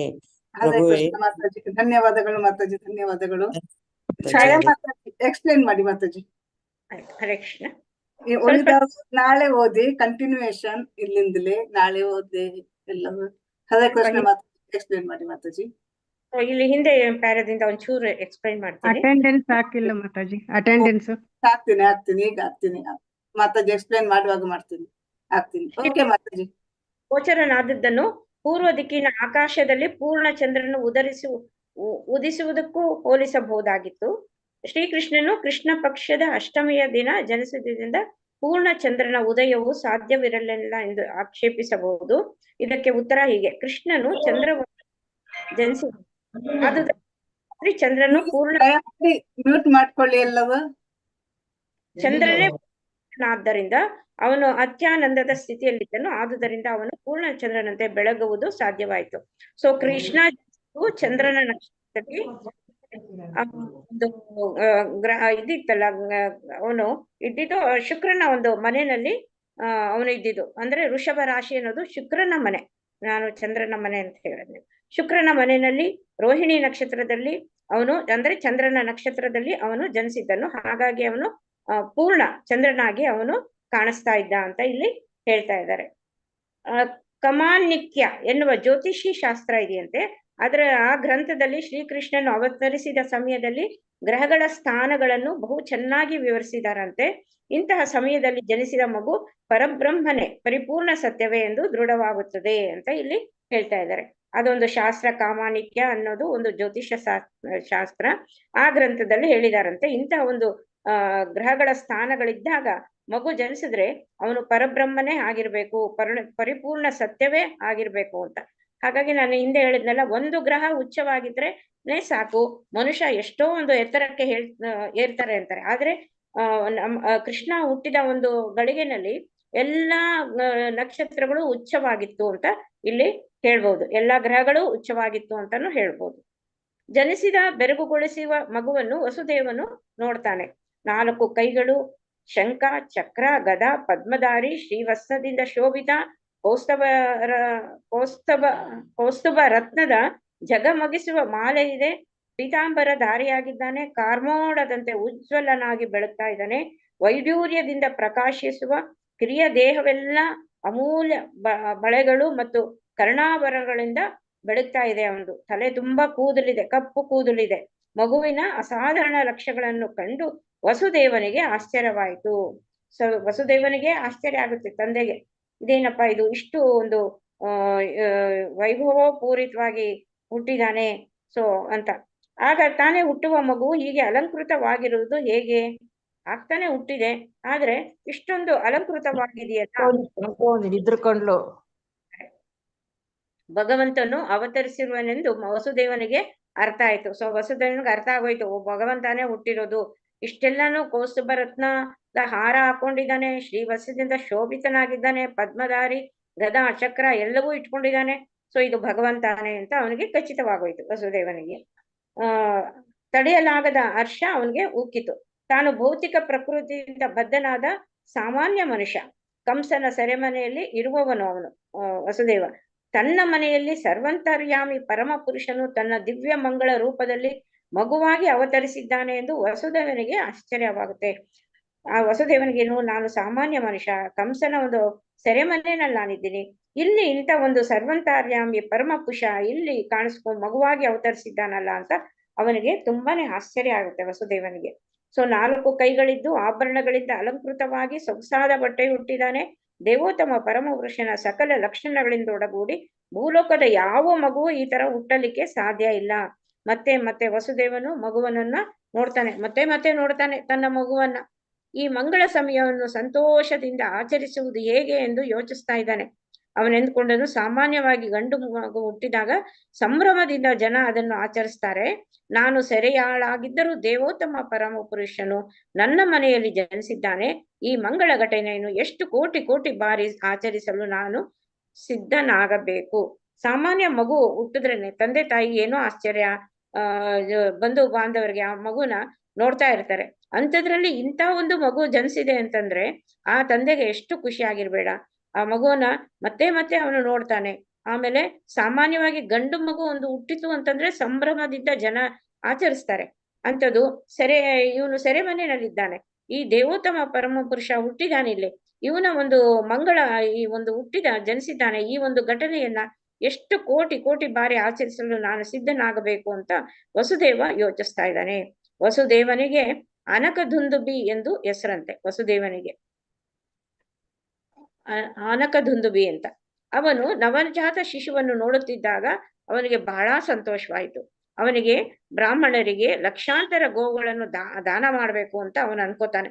ವೈದಿಕ ಪದ್ಧತಿಯಂತೆ ಕ್ಷತ್ರಿಯ ರಾಜನ ಮನೆಯಲ್ಲಿ ಶುಭ ಕಾರ್ಯಗಳು ನಡೆದಾಗಲೆಲ್ಲ ಅನೇಕ ಬಗೆಯ ದಾನಗಳನ್ನ ಅವ್ರು ಮಾಡ್ತಾರೆ. ಇವರು ಬ್ರಾಹ್ಮಣರಿಗೆ ಗೋದಾನ ಮಾಡ್ತಾರೆ, ಬಂಗಾರದ ದಾನ ಇಂಥವೆಲ್ಲ ಮಾಡ್ತಾ ಇರ್ತಾರೆ. ಬಂಗಾರದ ಆಭರಣಗಳಿಂದ ಅಲಂಕೃತವಾದ ಗೋವುಗಳನ್ನು ಬ್ರಾಹ್ಮಣರಿಗೂ ಋಷಿಗಳಿಗೂ ಕೊಡ್ತಾರೆ. ಸೊ ಬಂಗಾರದ ಆಭರಣದಿಂದ ಅಲಂಕೃತವಾದ ಗೋವುಗಳನ್ನು ಮತ್ತು ಬ್ರಾಹ್ಮಣರಿಗೆ ಮತ್ತು ಋಷಿಗಳಿಗೂ ಕೊಡ್ತಾರಂತೆ. ವಸುದೇವನು ಕೃಷ್ಣನ ಅವತಾರವಾದ ಉತ್ಸವವನ್ನು ಮಾಡಲು ದಾನ ಸಮಾರಂಭವನ್ನು ನಡೆಸಬೇಕೆಂದು ವಸುದೇವ ಅವನು ಬಯಸಿದ. ಆದರೆ ಕಂಸನ ಸೆರೆಮನೆಯಲ್ಲಿ ಬಂಧಿತನಾಗಿದ್ದರಿಂದ ಇದು ಸಾಧ್ಯವಾಗಲಿಲ್ಲ. ಅದರ ಬದಲು ತನ್ನ ಮನಸ್ಸಿನಲ್ಲಿಯೇ ಬ್ರಾಹ್ಮಣರಿಗೆ ಸಾವಿರಾರು ಗೋವುಗಳನ್ನ ದಾನ ಮಾಡ್ದ. ಇವನು ಸೆರೆಮನೆಯಲ್ಲಿದ್ದಾನ, ಹಾಗಾಗಿ ಸೆರೆಮನೆಯಲ್ಲಿದ್ದಾನೆ ವಸುದೇವ, ಹೇಗಪ್ಪ ನಾನು ಮಾಡೋದು ದಾನ ಅಂತ ಅಂದ್ಬಿಟ್ಟು ಅವನೇನ್ ಮಾಡ್ತಾನೆ, ಅವನ ಮನಸ್ಸಿನಲ್ಲಿ ಬ್ರಾಹ್ಮಣರಿಗೆ ಸಾವಿರಾರು ಗೋವುಗಳನ್ನು ದಾನ ಮಾಡಿದನು ಅಂತ ಅವನು ಕಲ್ಪಿಸ್ಕೊಳ್ತಾನೆ. ಸೊ ಆಗ ತಾನೇ ಜನಿಸಿದ ಮಗುವು ದೇವೋತ್ತಮ ಪರಮ ಪುರುಷನೇ ಎಂದು ವಸುದೇವನಿಗೆ ಖಚಿತವಾದಾಗ ಕೈ ಮುಗಿದು ಪ್ರಣಾಮ ಮಾಡಿ ಸ್ತೋತ್ರ ಮಾಡಲು ಪ್ರಾರಂಭಿಸಿದನು. ಸೊ ಅವನು ಗೊತ್ತಾಗೋಯ್ತು ದೇವೋತ್ತಮ ಪರಮ ಪುರುಷನೇ ಜನಿಸಿದಾನೆ ಅಂತ. ವಸುದೇವ ಏನ್ ಮಾಡ್ತಾನೆ, ಕೈ ಮುಗಿದು ಅವನು ಸ್ತೋತ್ರ ಮಾಡ್ತಾನೆ, ಪ್ರಣಾಮ ಮಾಡ್ತಾನೆ. ಆ ಸಮಯದಲ್ಲಿ ವಸುದೇವನು ಯೋಗಾವಸ್ಥೆಯಲ್ಲಿ ಇರ್ತಾನೆ. ಕಂಸನ ಭಯವು ಎಲ್ಲಷ್ಟೂ ಇರ್ಲಿಲ್ಲ ಅವನಿಗೆ. ಕೊಠಡಿಯಲ್ಲಿ ಆಗ ತಾನೇ ಹುಟ್ಟಿದ ಮಗು ಪ್ರಭೆಯನ್ನು ಸೂಸುತ್ತಿತ್ತು. ಸೊ ಆಗ ತಾನೇ ಹುಟ್ಟಿದ ಮಗು ಅವನು ದೇವೋತ್ತಮ ಪರಮ ಪುರುಷ, ಆ ಪ್ರಭೆಯನ್ನು ಸೂಸಿಸ್ತಾ ಇತ್ತಂತೆ. ವಸುದೇವನು ಪ್ರಭುವನ್ನು ಸ್ತುತಿಸಲು ಪ್ರಾರಂಭಿಸ್ತಾನೆ. ಪ್ರಭು, ನೀನು ಯಾರೆಂದು ನಾನು ಅರಿಯಬಲ್ಲೆ. ನೀನು ದೇವೋತ್ತಮ ಪರಮ ಪುರುಷನು, ಎಲ್ಲಾ ಜೀವಿಗಳಿಗೆ ಪರಮಾತ್ಮನು, ಪರಿಶುದ್ಧ ಸತ್ಯನು ನೀನು. ನಾವು ನೇರವಾಗಿ ಕಾಣುವ ನಿನ್ನ ಶಾಶ್ವತ ರೂಪದಲ್ಲಿ ಕಾಣಿಸಿಕೊಂಡಿದ್ದೀಯೇ. ನಾನು ಕಂಸನಿಗೆ ಭಯ ಪಡುವುದರಿಂದ ಆ ಭಯದಿಂದ ನನ್ನನ್ನು ಕಾಪಾಡಲು ನೀನು ಬಂದಿದ್ದೀಯೇ ಎಂದು ನಾನು ಅರ್ಥ ಮಾಡಿಕೊಳ್ಳಬಲ್ಲೆ. ನೀನು ಭೌತಿಕ ಜಗತ್ತಿಗೆ ಸೇರಿದವನಲ್ಲ. ಭೌತಿಕ ಪ್ರಕೃತಿಯನ್ನು ಕಡೆಗಣ್ಣಿನಿಂದ ನೋಡಿದ ಮಾತ್ರದಿಂದಲೇ ಬ್ರಹ್ಮಾಂಡವನ್ನು ಸೃಷ್ಟಿಸಬಲ್ಲವನು ನೀನು ಅಂತ ಇಲ್ಲಿ ವಸುದೇವ ಹೇಳ್ತಾ ಇದ್ದಾನೆ. ಅವನು ನಮಸ್ಕಾರ ಮಾಡ್ತಾ, ಅವನು ಸ್ತೋತ್ರವನ್ನ ಮಾಡ್ತಾ ಅವನು ಪರಮ ಪ್ರಭುಗೆ ಇದೆಲ್ಲ ಹೇಳ್ತಾ ಇದ್ದಾನೆ. ನೀನು ದೇವೋತ್ತಮ ಪರಮ ಪುರುಷ, ಎಲ್ಲಾ ಜೀವಿಗಳಿಗೂ ನೀನೇ ಪರಮಾತ್ಮ, ಪರಿಶುದ್ಧ ಸತ್ಯ ನೀನು. ಆಮೇಲೆ ನಾವು ನೇರವಾಗಿ ಕಾಣುವ ನಿನ್ನ ಈ ಒಂದು ಶಾಶ್ವತ ರೂಪದಲ್ಲಿ ನೀನು ಕಾಣಿಸ್ಕೊಂಡಿದೀಯಾ. ನನಗೆ ಕಂಸನಿಗೆ ಭಯ ಪಡ್ತಾ ಇದ್ದೀನಿ ಅಂತ ನೀನು ಇಲ್ಲಿಗೆ ಬಂದು ನನ್ನನ್ನು ಕಾಣ್ತಾ ಇದೀಯಾ ಎಂದು ನಾನು ಅರ್ಥ ಮಾಡ್ಕೋತಾ ಇದ್ದೀನಿ. ನೀನು ಈ ಭೌತಿಕ ಜಗತ್ತಿಗೆ ಸೇರಿದವನಲ್ಲ.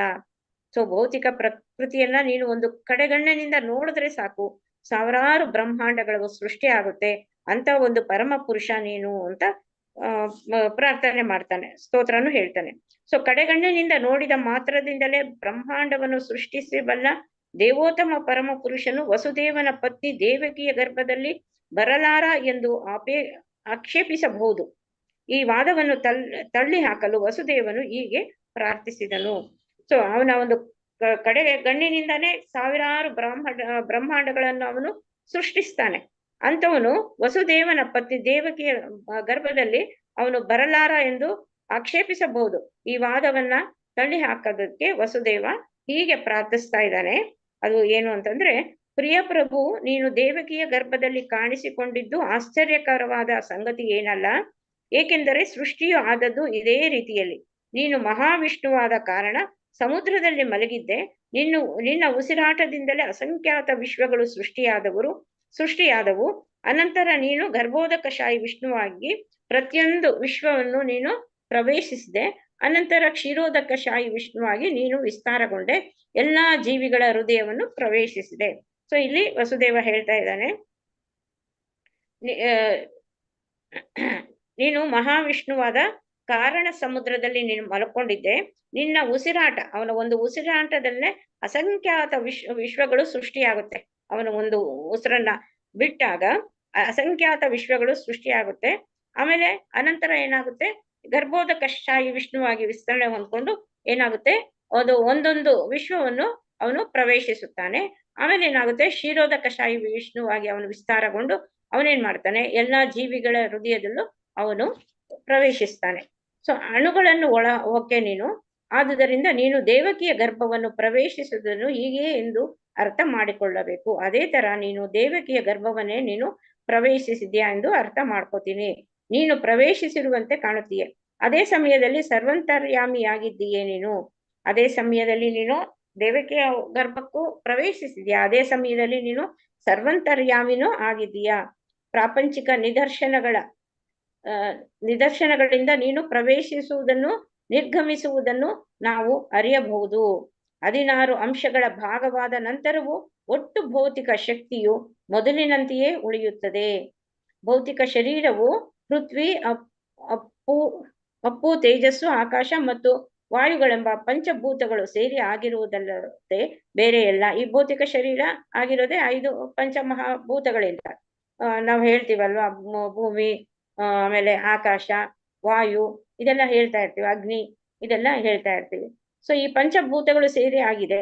ಭೌತಿಕ ಶರೀರವು ಇದ್ದಡೆಯಲ್ಲೇ ಇಂತಹ ಅಂಶಗಳನ್ನು ಹೊಸದಾಗಿ ಸೃಷ್ಟಿಸಿದಂತೆ ಕಾಣ್ತಾ ಇದೆ.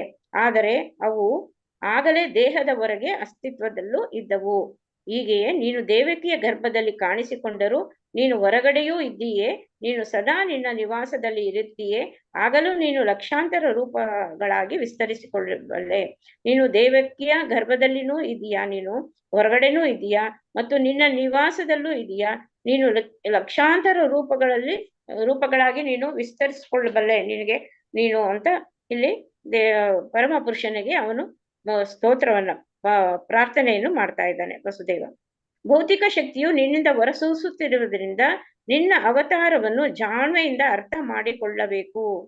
ಸೊ ನಿನ್ನ ಭೌತಿಕ ಶಕ್ತಿ ನಿನ್ನಿಂದ ಹೊರಸೂಸ್ತಾ ಇದೆ. ಆ ನಿನ್ನ ಅವತಾರವನ್ನ ಜಾಣ್ಮೆಯಿಂದ ನಾವುಗಳು ಅರ್ಥ ಮಾಡ್ಕೋಬೇಕು. ಸೂರ್ಯನು ಸೂರ್ಯ ಪ್ರಕಾಶಕ್ಕೆ ಮೂಲ ಶಕ್ತಿಯಾಗಿರುವಂತೆ ಭೌತಿಕ ಶಕ್ತಿಗೆ ನೀನೇ ಮೂಲ ಆಕಾರ. ಸೂರ್ಯ ಹೇಗೆ ಅವನ ಒಂದು ಸೂರ್ಯ ಪ್ರಕಾಶ, ಸೂರ್ಯನೇ ಅದಕ್ಕೆ ಕಾರಣಕರ್ತ, ಮೂಲ ಶಕ್ತಿ. ಅದೇ ತರ ಈ ಭೌತಿಕ ಶಕ್ತಿಗೆ ನೀನೇ ಮೂಲ ಆಕಾರ. ಸೂರ್ಯನ ಪ್ರಕಾಶವು ಸೂರ್ಯ ಮಂಡಲವನ್ನು ಮುಚ್ಚಲಾರದು. ಹಾಗೆಯೇ ನಿನ್ನಿಂದ ಹೊರಹೊಮ್ಮುವ ಈ ಭೌತಿಕ ಶಕ್ತಿಯು ನಿನ್ನನ್ನು ಮುಚ್ಚಲಾಗುವುದಿಲ್ಲ. ನೀನು ಭೌತಿಕ ಶಕ್ತಿಯ 3 ರೂಪಗಳಲ್ಲಿ ಇರುವಂತೆ ತೋರ್ತಾ ಇದೀಯಾ. ಆದರೆ ಭೌತಿಕ ಶಕ್ತಿಯ 3 ಗುಣಗಳು ನಿನ್ನನ್ನು ಮರೆಮಾಡಲಾರವು. ಇದನ್ನು ಬಹು ಹಿರಿಯ ಬುದ್ಧಿಜೀವಿಗಳಾದ ತತ್ವಶಾಸ್ತ್ರಜ್ಞರು ಅರ್ಥ ಮಾಡಿಕೊಳ್ಳಬಲ್ಲರು. ಎಂದರೆ ನೀನು ಭೌತಿಕ ಶಕ್ತಿಯಲ್ಲಿ ಇರುವಂತೆ ತೋರುತ್ತೆ, ಆದರೆ ಅದು ನಿನ್ನನ್ನು ಮರೆಮಾಡಲಾರದು ಅಂತ ಇಲ್ಲಿ ಹೇಳಿದ್ದಾರೆ. ಅಷ್ಟೇ ಅಲ್ವಾ ಮಾತಾಜಿ? ಓದ್ಬೇಕಾ ಇನ್ನು? ವೈದಿಕ ನಿರೂಪಣೆಯಿಂದ ಪರಬ್ರಹ್ಮನು ತನ್ನ ತೇಜಸ್ಸನ್ನು ಪ್ರಕಾಶಗೊಳಿಸುತ್ತಾನೆ. ಆದುದರಿಂದ ಎಲ್ಲವೂ ಪ್ರಕಾಶಮಾನವಾಗಿ ಇರುತ್ತೆ ಎಂದು ತಿಳಿದು ಬರುತ್ತದೆ. ಸೊ ವೈದಿಕ ನಿರೂಪಣೆಯಿಂದ ಪರಬ್ರಹ್ಮ ಎಲ್ಲಾ ತೇಜಸ್ಸನ್ನು ಪ್ರಕಾಶಗೊಳಿಸ್ತಾ ಹೋಗ್ತಾನೆ. ಆದ್ರಿಂದ ಎಲ್ಲವೂ ಪ್ರಕಾಶಮಾನವಾಗಿ ಇರುತ್ತೆ. ಬ್ರಹ್ಮ ಸಂಹಿತೆಯಿಂದ ಬ್ರಹ್ಮ ಜ್ಯೋತಿಯು ಪರಮಪ್ರಭುವಿನ ದೇಹದಿಂದ ಹೊರಹೊಮ್ಮುತ್ತದೆ ಎಂದು ತಿಳಿಯಬಹುದು. ಬ್ರಹ್ಮ ಸಂಹಿತೆಯಲ್ಲಿದೆ, ಬ್ರಹ್ಮ ಜ್ಯೋತಿ ಪರಮಪ್ರಭುವಿನ ದೇಹದಿಂದ ಹೊರಹೊಮ್ಮುತ್ತದೆ. ಆಮೇಲೆ ಎಲ್ಲಾ ಸೃಷ್ಟಿಯೂ ಆಗುವುದು ಬ್ರಹ್ಮ ತೇಜಸ್ಸಿನಿಂದ.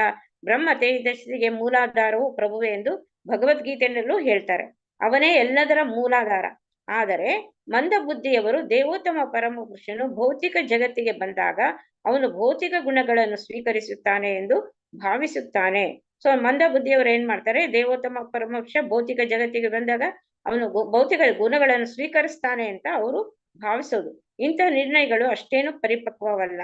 ಆದರೆ ಅಷ್ಟು ತಿಳಿಯದವರು ಹಾಗೆಂದು ಕೊಳ್ಳುತ್ತಾರೆ. ಹರೇ ಕೃಷ್ಣ ಮಾತಾಜಿ. ಕೃಷ್ಣ ಮಾತಾಜಿ. ಸಾಕು ಮಾತಾಜಿ, 6-5 ಆಯ್ತು ಮಾತಾಜಿ. ಹೌದ್ರಾ? Okay okay. Hare Krishna. Hare Krishna. So ಎಲ್ಲರಿಗೂ ಧನ್ಯವಾದಗಳು. ಸಾಧನೆಯಿಂದ ಕೇಳಿದ್ರಲ್ಲ, ಹಾಗಾಗಿ ಏನಾದ್ರೂ ಡೌಟ್ಸ್ ಇದ್ರೆ ಕೇಳಿ. ಹರೇ ಕೃಷ್ಣ. ಏನಾದ್ರೂ ಡೌಟ್ ಇದ್ರೆ, ಡೌಟ್ಸ್ ಏನಾದ್ರೂ ಇದ್ರೆ ಕೇಳಿ ಮಾತಾಜಿ. ಎಂಡ್ ಮಾಡಿ ಮಾತಾಜಿ. ವಂಚ ಕಲ್ಪತರುದಷ್ಟೇ ಹೇಳಿ ಮಾತಾಜಿ. ಹೌದ್ರಾ? Okay okay. ಹರೇ ಕೃಷ್ಣ ಮಾತಾಜಿ, ಧನ್ಯವಾದಗಳು. ಥ್ಯಾಂಕ್ ಯು ಮಾತಾಜಿ. ಥ್ಯಾಂಕ್ ಯು ವೆರಿ ಮಚ್ ಮಾತಾಜಿ. ಹರೇ ಕೃಷ್ಣ ಮಾತಾಜಿ, ಧನ್ಯವಾದ. ಹರೇ ಕೃಷ್ಣ ಮಾತಾಜಿ, ಧನ್ಯವಾದಗಳು. ಧನ್ಯಭ್ಯೋ ವೈಷ್ಣವೋ ನಮಃ. ಹರೇ ಕೃಷ್ಣ ಕೃಷ್ಣ ಕೃಷ್ಣ ಹರೇ ಹರೇ.